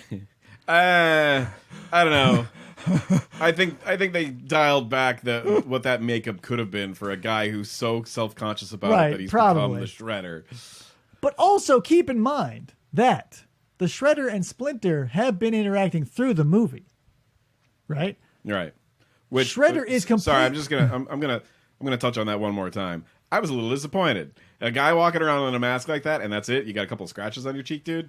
This is what's fucking with you. Evil is, vanity is evil. I get that, You know but what I mean, like, give me a villain with a fucked up face. But that's almost better. Is like if they're only slightly marred and their vanity keeps them behind that. I understand where you're coming from, but I'm gonna agree to disagree on that one. But I mean, growing up with Doctor Who, Mm-hmm. and if there's a villain in a mask, he is horribly deformed underneath Right, that. so you have to you play- always have that moment towards Yeah. the end where like somebody pulls his mask off and you're like, holy shit, yeah, put that back on. But you have to play one or the other, and Right. this is the other. Yeah. Like they didn't go crazy bonkers with it because Sure. they, by rights couldn't because it's just a rat. But again, he pulls the thing off. This is at the end of the movie, the Right. 83rd minute. He pulls this thing off. And he's like, "Oh, you're the rat that Hamada Yoshi had," and I was like, "How did you not put this together sooner?" Like they're using the style Hamada Yoshi had. He's a rat. but again, I think the reason for this is so that you have the punch of the moment. I know, but I don't think, retrospect, it feels stupid. maybe It's the first time he's ever asked a question. Like, these are obviously mutated turtles, and this is a rat who knows the style Sure, of the man you killed. Sure, it feels stupid, but does it work best for dramatic moment? No, yeah, it totally works. absolutely. And I've never picked it apart that way before. Right. I'm only doing it now because I'm only realizing in the moment how Yeah. ridiculous it is. Sure, but I mean, you also, by your own logic, this is a man with vanity and ego Right. who's paying a lot more attention to that than trying to disseminate. That's the thing. Right. He's probably not picking up the pieces of a Right. 30-year-old mystery that he put behind him. Right. Or I guess technically, And 16-year-old. I'm pointing it out also to say that I'm perfectly fine with this scene because I've seen other movies get ruined by giving that shit away too early. Oh, yeah. And taking away from that dramatic moment. And it's especially great. especially at a point in the movie where I would have been disappointed that the Ninja Turtles were not the one to kick his ass in the end if it wasn't for the fact that you have that moment where now it's about Yeah. Shredder versus Splinter. And it wasn't a beautiful turning of tables because there you have the Shredder in complete control, pops Leo's anger pop bottle, runs at him, and then has the exact same thing done to him not Right. 8 minutes later. Yeah. Like boom, boom, boom. Like you can see the student and the master and the ultra master. Right. And you think, oh God, what's gonna happen? Because Shredder just loses his mind. All technique and all form go out the window, and he just charges him. Right. Like it's fucking jousting. Right. But he's also a very senile looking and fragile rat creature. So who knows? Right. And that's why in the moment when Splinter whips out the chucks, does that quick little flip, and Shredder's on his, at his mercy at the end of that pole. Brilliant. Yeah. And that's And then you get the Disney villain end. Yeah. where finally somebody gets to be killed, but it's only the ultimate villain, and in a way that's sort of off screen. Kind of. It plays out so terrifically because even at his last, Splinter is like trying to get through to him. He's like, "Don't you get it, dude? Like, Right. this is the path that you need to be on. Otherwise, you're going to self-destruct." And the whole time, Shredder's not listening. He's reaching back for a knife that he's going to throw. And, Splinter is so zen. He's just like, whoop, grabs the knife, lets go of one of the chucks, and he falls. Slow-mo. And in a grisly, even though you don't see anything, a grisly joke where Casey Jones just happens to be on the scene with all the other punks because he shows up and he's like, "Hey, is there pizza?" Shredder falls into a garbage, not a can, but a garbage truck, and Casey Jones crushes his ass. Yeah. Like, you see his helmet get crushed flat. Right. And there's implied blood. Is there implied blood? There's like red paint on one of the gears that you're supposed to, like, as a child, be like, I get what's happening here. Okay. But not. There's that's nothing fair. explicit about it. That's the fair. thing, though. No, of course not. But even without the gore, the fact that Casey Jones is so cavalier and right, so yeah. outside of, like, he's like, okay, this is the time. Yeah, it's played I'm as gonna- a childish Yeah. joke. Like, oh, look at me, I'm accidentally squishing somebody. Here's me living outside the ninja code, crush a man to death. Right. And everybody cheers. Yeah. And Yeah, it's an odd moment, but it's like, whatever. I get it. And, Splinter loves his funnies. So at the end, You mean his fucking dad jokes? yeah, he does two dad jokes. He does one at the beginning and one at the end. And it's so crazy because by the end, it's been like, 3 days? And he has to literally just Well, go I think with- they've been out at the farm a lot longer. Yeah, I'm just sort of shorthanding. It's been maybe a couple of months time that we're spending.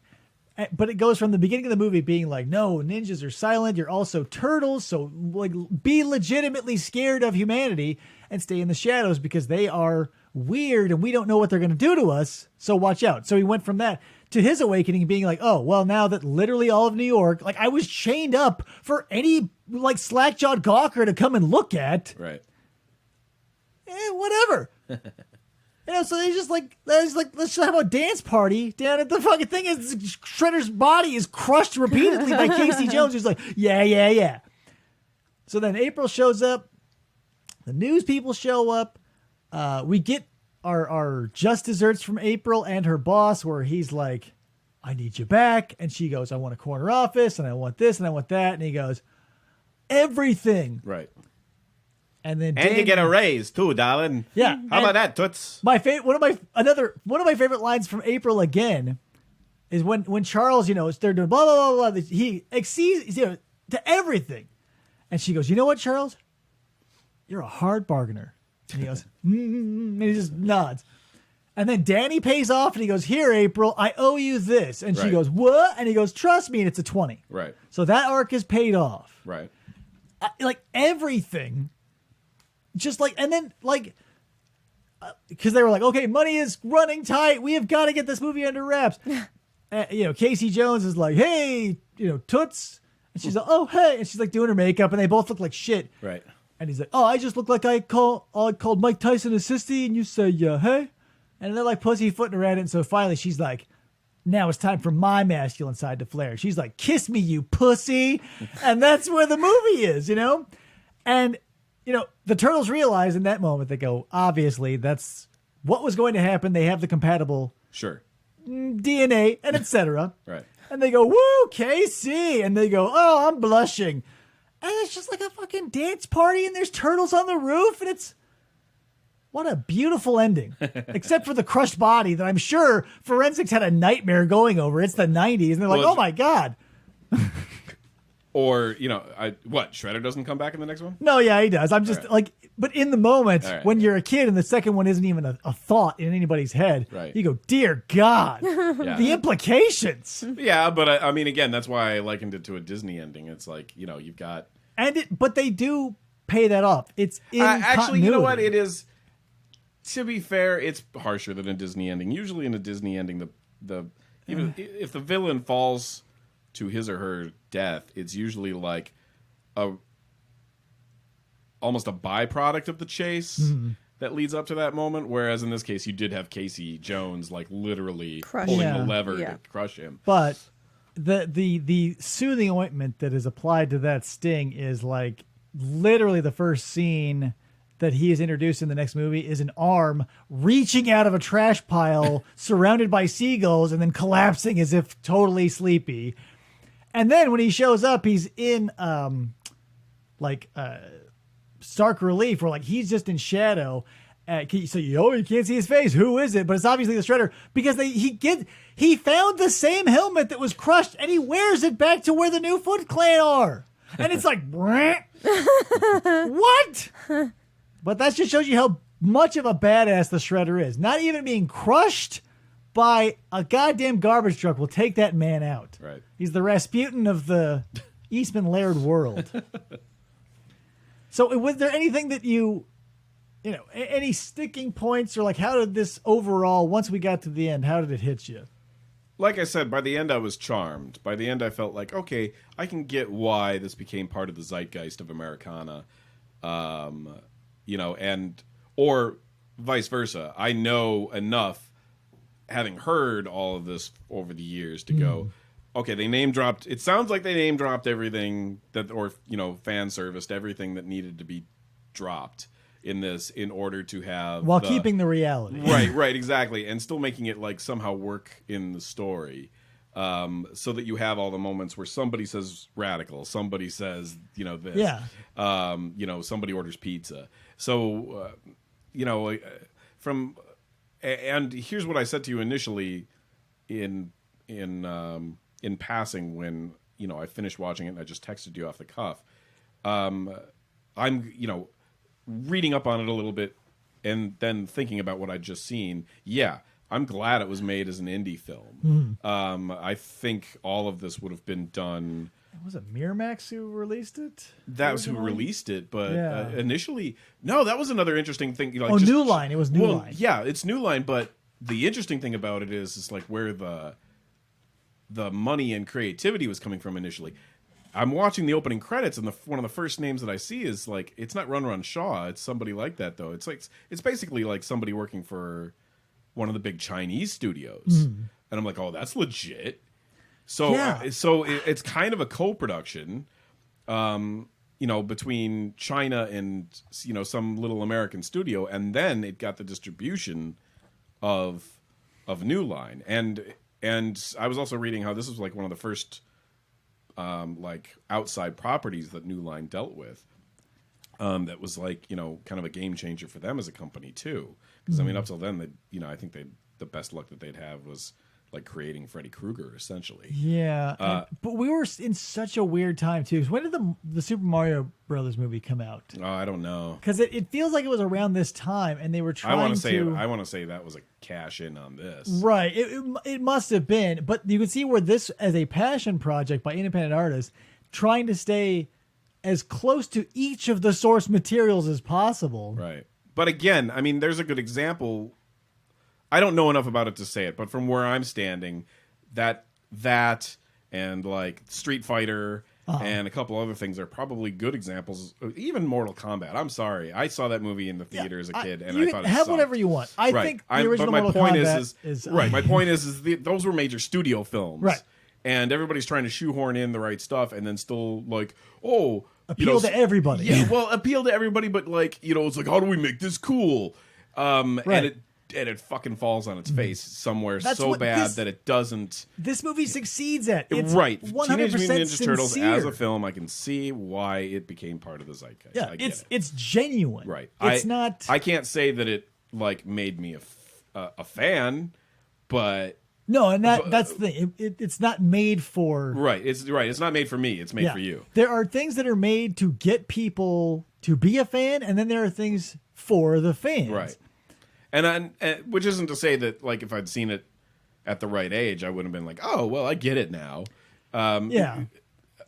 I probably would have been on board, but as an adult, it's like, oh, okay, I get it now.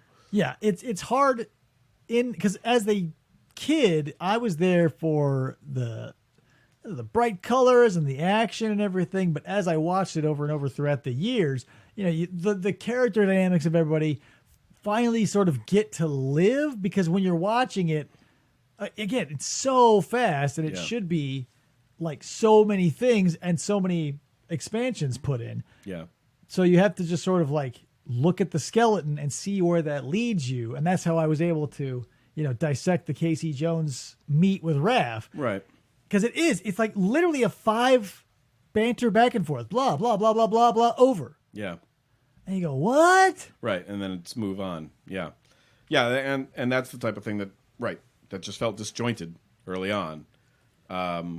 And somehow finally starts to gel as it went. And again, I give all that a pass because at least it all gelled with what they were trying to do purely, as opposed to somebody else going, some studio head going, this isn't working, we need to change this. Yeah. And all of a sudden you get something that's 10 steps too far away from what the property is supposed to be. And plus, a weak beginning is 100% forgivable if the middle and end make up for it, Yeah. which they often do. I would rather have all the money thrown at the end of the movie. Right. Yeah, instead of just grabbing you in the first 5 minutes. Yeah. Dude, you're already there. Yeah, You've bought already the paid ticket. to sit down in the theater. Exactly. Like, what you need to give is a great ending. Yeah, this is a great slow burn if you're willing to sit and pick apart the details, Right. because it as a child, it felt like, get to the turtles, get to the turtles, Right. get to the turtles. And that might be a good example of why even the video market, but more so the streaming market, sucks compared to the theatrical market. It's like, if that's the mindset of producers, that we have to catch them, that we have to spend all this money on the opening and then forget the ending, Right. then that's a fuck up, because again, they should already be invested just Right. by, It's an elemental principle. We've seen Yeah. it happen a million times, and everybody can point to a time in their life when it happened. Well, the newest Mortal Kombat movie, I think, is a good example of that. I liked the movie from I was an entertained standpoint, but the opening is so much stronger than the end. third act. Right. The opening is super fucking cool, and the first 2 acts are like so much better written and so on, and then the whole thing falls apart in the third act, and you have a bunch of producers who are like, who cares, we already got out their money. Right. But why not? If you have the money to like pack in the front part, why not save it till the end? Right, exactly. Give us a great ending so that we are clamoring for part 2. But you instead of need- giving us this lackluster ending Yeah. where you're like, well, I hope they do a part 2. And that's what's beautiful about this movie, is like, it's an encapsulated story. Yeah. I wasn't expecting a second one, but Yeah. they did leave the dangling threads that still felt like closure. Yeah. Oh yeah. No, it wraps itself up nicely enough that they, it could have just been the only movie there. Even if there had been no cartoon, if this was just been Like, this thing standalone, based it'd be right, fine. a standalone based off of an indie comic book, it would be a very interesting property. Mm. Instead, it's part of a phenomenon that you get to revisit multiple ways because it's been remade. It's all been rebooted. You know what's an incredible circumstance too is like, this came along when the cartoon started in like 88 or 89. Like, it was so early that the movie came out. Like SpongeBob, it took like 6 seasons before the first movie, and this was in 90, and I think this started in 88, the cartoon. So it was weird that it took off. Like, Yeah. the action by season 2, like it had set, and that's why the movie got greenlit. But it was in that perfect bubble of like, it's popular enough where we need to make a movie, but it's not popular enough where we need to spend a lot of money on it right now, just in case it tanks. right. So you have I just remembered. It was Golden Harvest that. Yeah. Golden Harvest presents a Limelight production. Right, and so like Raymond Chow or somebody like that is like one of the big producers on it, and that's the guy who did like Jet Li movies and shit back in the 80s and 90s, and I was like, oh, that's legit. Okay, you have my attention. And all the fight scenes. I mean, you had my attention good. anyway. You had my attention anyway because, right. Well, that being said, Golden Harvest being involved, I was hoping for better fight scenes. they're good, Yeah. but again, I feel like the director didn't know what he was playing with. And the physical limitations of the suits. Yeah, but I don't think they're that limited. I think if you had a better director that could have made it look even stronger than it was, or a better editor, it would have been even stronger. I take it back to Labyrinth and especially Dark Crystal as exhibits A and B. Yeah, I like if you were going to shoot all of those fight scenes with like a modern sensibility, I could see where you could go around the shortcomings of the costumes. Right, and I'm not necessarily asking for like extreme close-ups and fast cutting. I'm just saying that you can do it slightly better to give a little bit more of a feel that it's stronger than it is. Also, I wanted to say my favorite, as excited as I was, again, that you had my attention at, Jim Henson was one of the only reasons why I ever had any interest whatsoever up until now to watch this movie. Yeah. Because Jim Henson was involved. That being said, by far, Shredder's my favorite non-human character in this. Not Splinter. Fuck. I was like, wait, is he not human? like, I it's missed something- that. Yeah, Damn it. Splinter. Yeah, Every goddamn time. Yes, Splinter is definitely the best puppet. I'm wondering, seeing as how I didn't know that David Goles, or however you pronounce his name, was the voice, if he was actually puppeting it, because it's the strongest puppet. Yeah, I think, but it's Strongest animatronic, or whatever the but case simply is. because it doesn't have to move. Like every time you see Splinter, he is stationary. Yeah, but that's why he works. I'm not. You can't just chalk it up and say, oh, he's Well, the what I'm strongest saying is, because like, he's limited. No. I'm not saying that because if it was a man in a costume, but you'd you be have like, to- whoa, that's weird. But that's just it. You need to project that this is the sage. no, I get that. I'm agreeing with you. Right, exactly. But that comes through good puppetry. Yeah. Whereas you have this kind of disjointed mix with the turtles some of the time that sometimes works and sometimes doesn't, where you have some guys who are really talented at doing the animatronics and some other guys who are really talented in the costumes, and then some other guys who are trying to shoot this whole fucker. Yeah. And it's not always working. Right, that's what I'm saying. Like, Right. by virtue of him being so limited, he was able to fit in so well. Like, Yeah. if he was a guy in a It costume, communicates a lot yeah, stronger. and you were able to, because it wasn't a utility, Yeah. it was a puppet. It didn't have to move and interact in the world. They got crazy insane with the detail. Like Yeah. his watery eyes. Yeah. Like it looks like He he's reminds me actually of a Skeksis. crying. Yeah, he reminds Yeah. me of a Skeksis. He looks like an actual, and that's where it all comes like home, is like where Splinter is our emotional core. You need him to be real. You Right. see the agony in his face. You see Yeah. the pain when he's hanging there, like he's sad that he has to kill. Totally just hit myself in the face with the mic. Careful with that thing. It's a killer. I know. But and that's the beauty of him, is like when he is having emotional moments with Raph, like all they can do with Raph is like put a little bloop, like teardrop on his mask. What do you think was the point of the big deal of hiring Corey Feldman if you weren't going to make a big deal out of the fact that we have Corey Feldman? In the moment, it was like it was all over the marketing and all that. Yeah. But like in realistic terms, he really doesn't do much. No. He's not like, I didn't give a crap, like, 'cause I was there for the Turtles. His voice was whatever. Yeah. Like, because I was used to the cartoon voice. And I mean, it was close enough. I guess that's why I'm asking. It's like maybe all the kids knew, maybe they didn't. I don't know. It seems like they did. Seems like it was a big deal. I remember being told because I had older cousins, and Yeah. when I saw this, it was like, "Oh, Corey Feldman, from the Lost Boys or Right. whatever. He's Donatello." Whatever. I don't care. Yeah, but somebody did. Somebody did, yeah, and that was definitely like a cash grab, Yeah. moment. But okay. But All it was right. totally Well, fine. So everybody knew. Yeah, So the kids knew. All right. Yeah. So it was it was talked. it about. was marketed. Okay. Yeah, it wasn't like a surprise. Okay. If they could have gotten, Well, I kind of felt that way about it. It was like going through. It was like, oh, that was. yeah. All right. Yeah, after the fact we know context, it is weird that he's the only celebrity, quote unquote, voice of the four. Right. Because if you're going to do stunt casting, why just do one Yeah, that did seem and only get one of the interesting. Corys? right. And it wasn't even your, most dynamic of the group. right. I think that's why it works. It isn't necessarily stunt casting. It was probably as much as they could afford Because Well, no, it says in the trivia, like on IMDb or whatever, it says that like they paid him bupkis, and then the movie went on to like make however many times its budget, and everybody's like, does Corey know? Well, and what's insane is like, why didn't he come back for the second one then? It's probably to hopefully make his money back finally. Well, he didn't. No, that's the thing. In the second and third one, that just shows he's got a bad manager.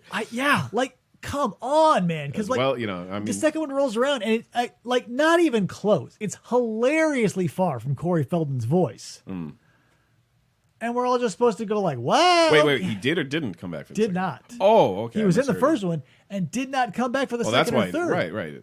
Which is insane because like the first one exploded, obviously. Yeah. Because then it went on to make $1 billion.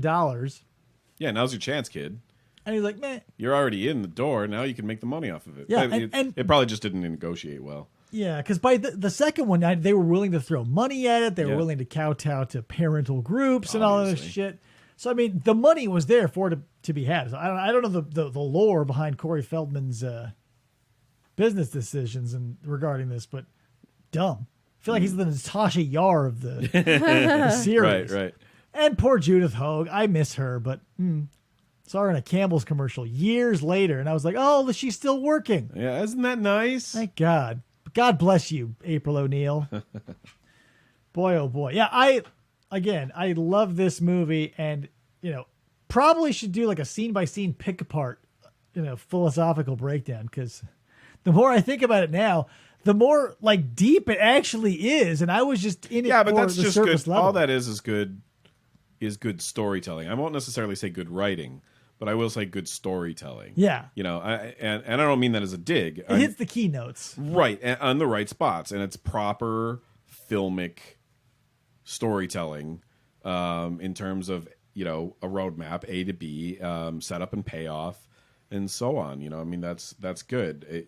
Like I said, it doesn't always gel on the screen, but ultimately it works. And why does it work? Well, because you understand archetypes. And these characters are relatable. Right, exactly. And so if you're doing it right, it fucking flows. And then you can pick it apart, whether it was there or not, whether it was intended or not. Yeah. I mean, I was just reading something the other day. It's like, actually today, like somebody was talking about the Cronenberg version of The Fly. I think we're up on an anniversary of it or something. But either way, they were saying like, oh my God, I can remember when this movie came out, and rewatching it now, it's like I can see the AIDS allegory in it. I'm like, oh wow, I didn't fucking catch that. But okay, I mean, if you read into it, and that's it's like everybody saying that the original Invasion of the Body Snatchers was about the communist scare, and if you ask the director, he's like, fuck that noise, right? But who's to say? Right, exactly.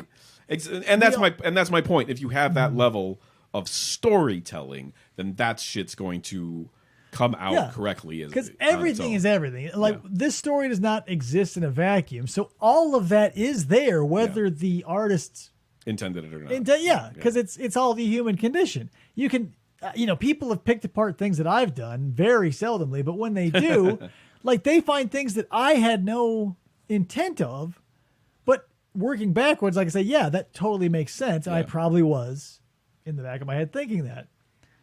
And that's why I will say that this movie, people like to throw like Tremors as like perfect script, or Back to the Future as perfect script. This isn't a perfect script, but it's a perfect story. Yeah, not a perfect script, but a perfect story. And I think that's why.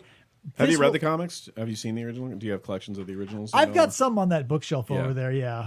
Because as I understand it, it's like a combination of several of the original stories and so on. The origin story, and it's all a beautiful marriage of all these sources. minus the Uzis.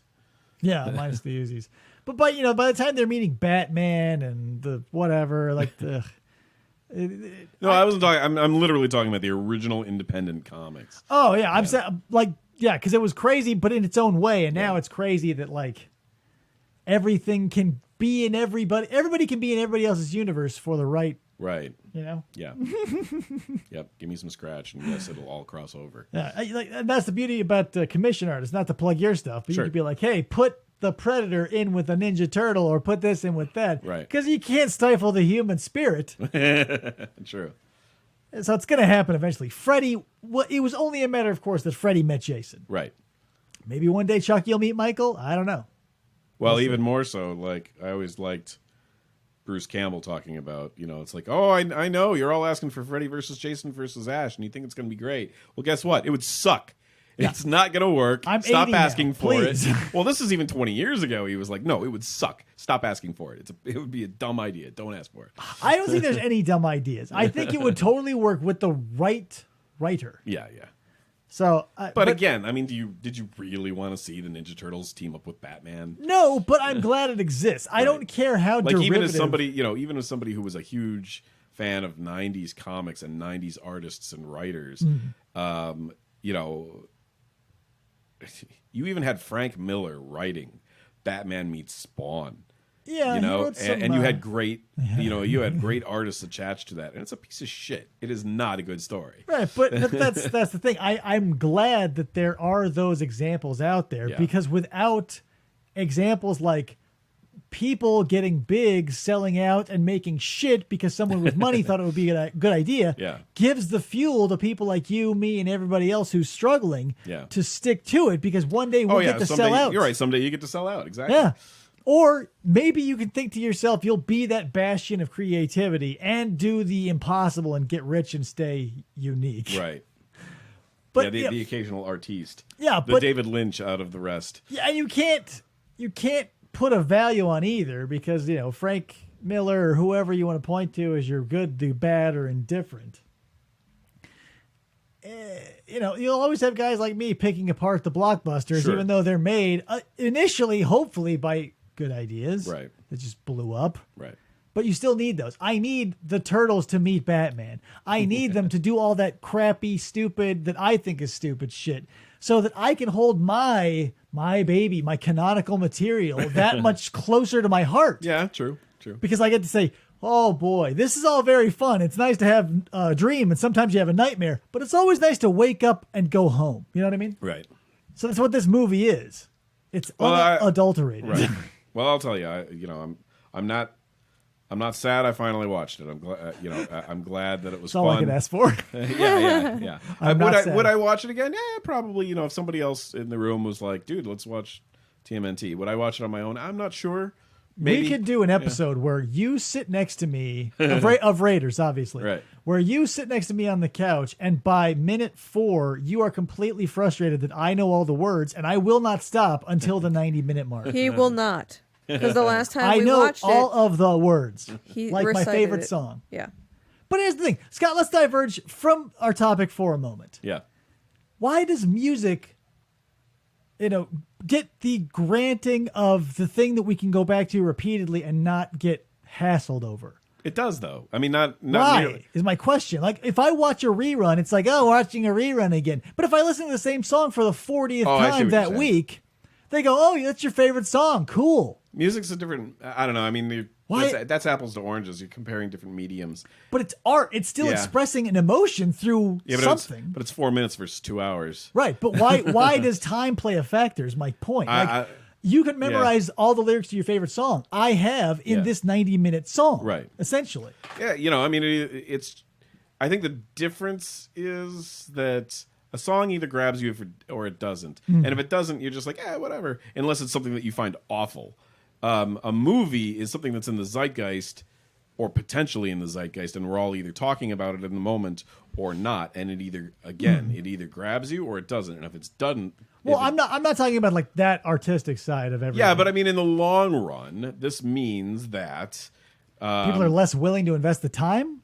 maybe, but I mean, yeah, because then it becomes cult. It's a Yeah, trick. there's to me. there's a difference. Somehow films become cult and music becomes eternal. I don't know. Yeah, but think about it like this, because you can listen to a 3-minute song, the equivalent of 90 minutes, or you can watch this movie, and if you listen to the song the equivalent of 90 minutes, you'll know the song, Right.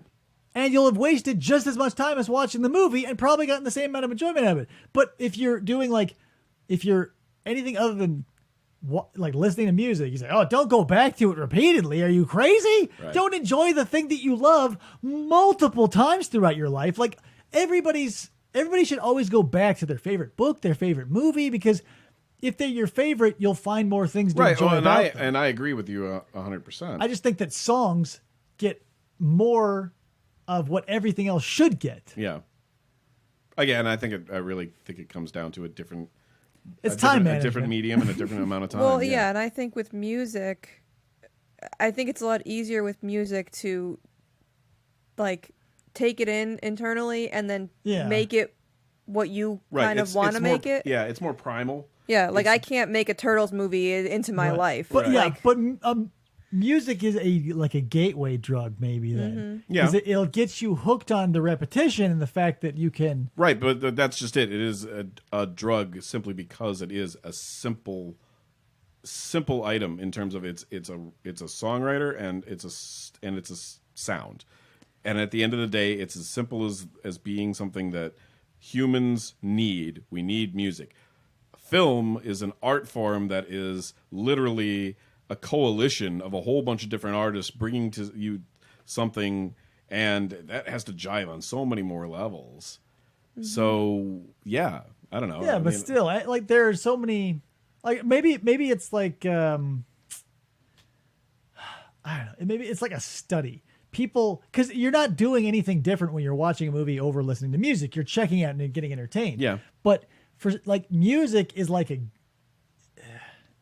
Are you just trying to defend the fact that you know this movie back to front? No. I'm not trying to defend it. I'm just. Because I mean, I know Monty Python and the Holy Grail. I know. Back to That's front. what I'm saying. Why is it that when you.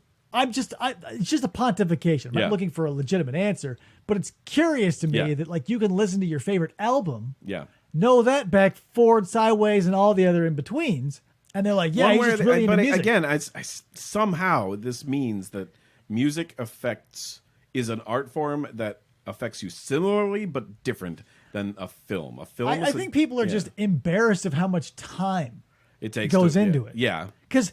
Let's be real. No, I'll give you that one too. An album could run you right. from 40 minutes to whatever. You're a bunch of dorks who all went to the movie theater to see a 30-year-old movie again that you already know by heart. What the hell's wrong with you? Yeah, absolutely. You're right. It's such a I think, but since I justify it to myself because the thing I love, if I think about it, is only 3.5 minutes. Right. But then, okay, so music is for everybody. It's for simple people and for complex people, whereas film is ultimately, if you watch it more than a few times, for complex people. I bet if you even necessarily. I know, but I'm trying to oversimplify. Yeah, but maybe as that's mediums, as mediums, because it's so much. Maybe that's it. Is you want to, because if you love something, you want to eat it. Yeah, you want to ingest, and songs are so easy because the lyrics tend to repeat and they're easy to do. Yeah, and then you can remember, make a connection to that artist. Yeah, I think. Because let's be real, it's a 30-year investment that I have in this movie at this point, watching it sporadically several times a year, and exposing friends and wives to it, and getting it in my head. So I think it's just easier to be like, I love this movie, but I remember all the high points. Right. Like if you're into it and love it that much, like you would love a song, you should watch it all the goddamn time. But like music, it's when it it's also a question of age groups.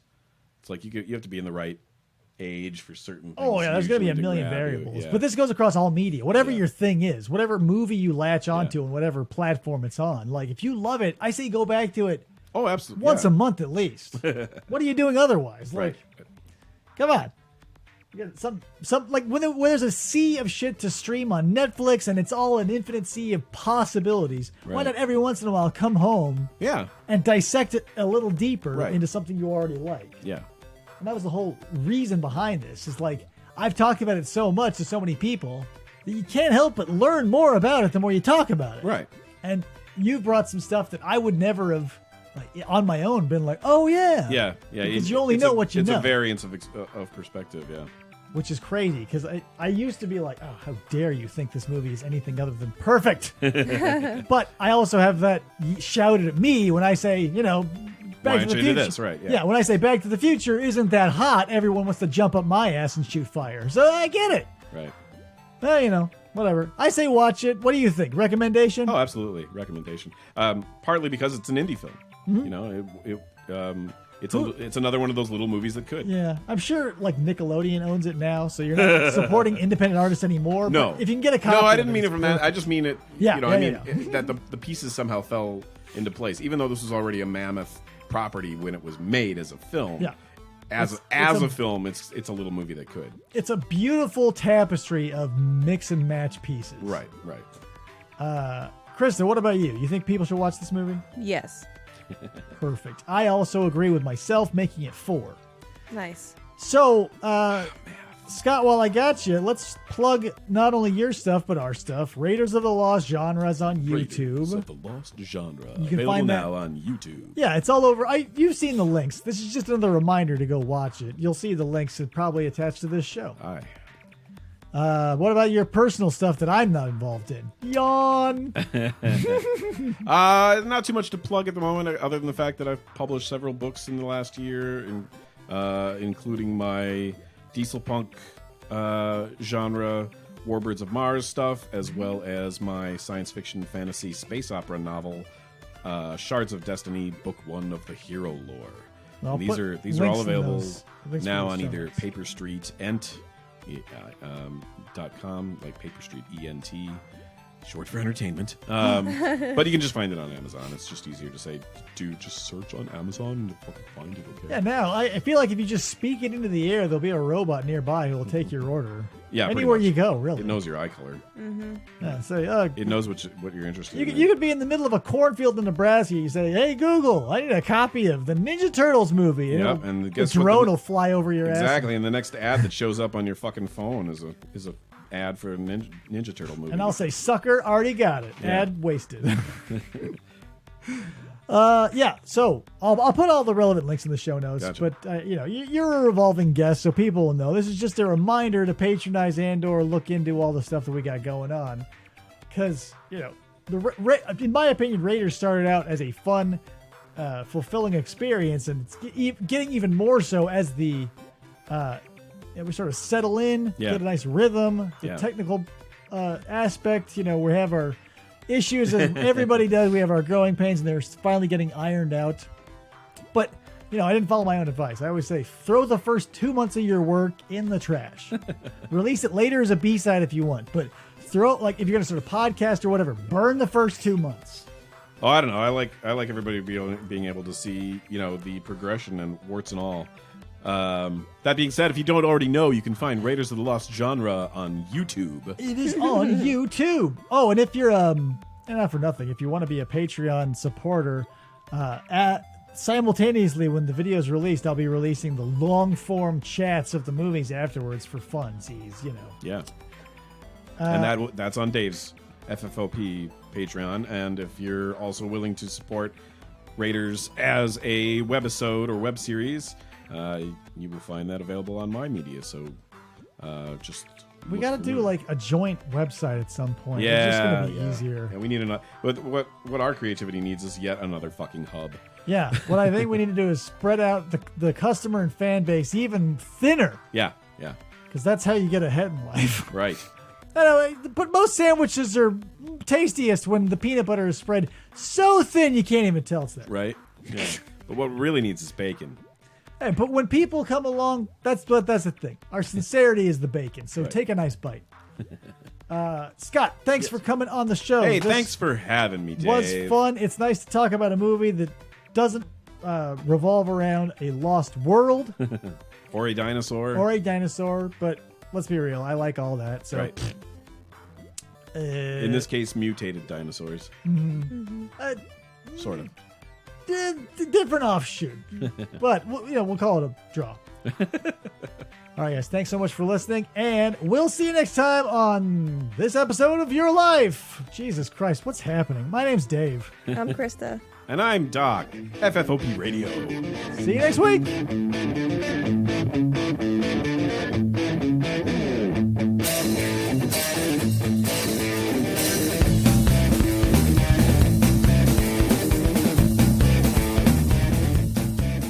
Or they try to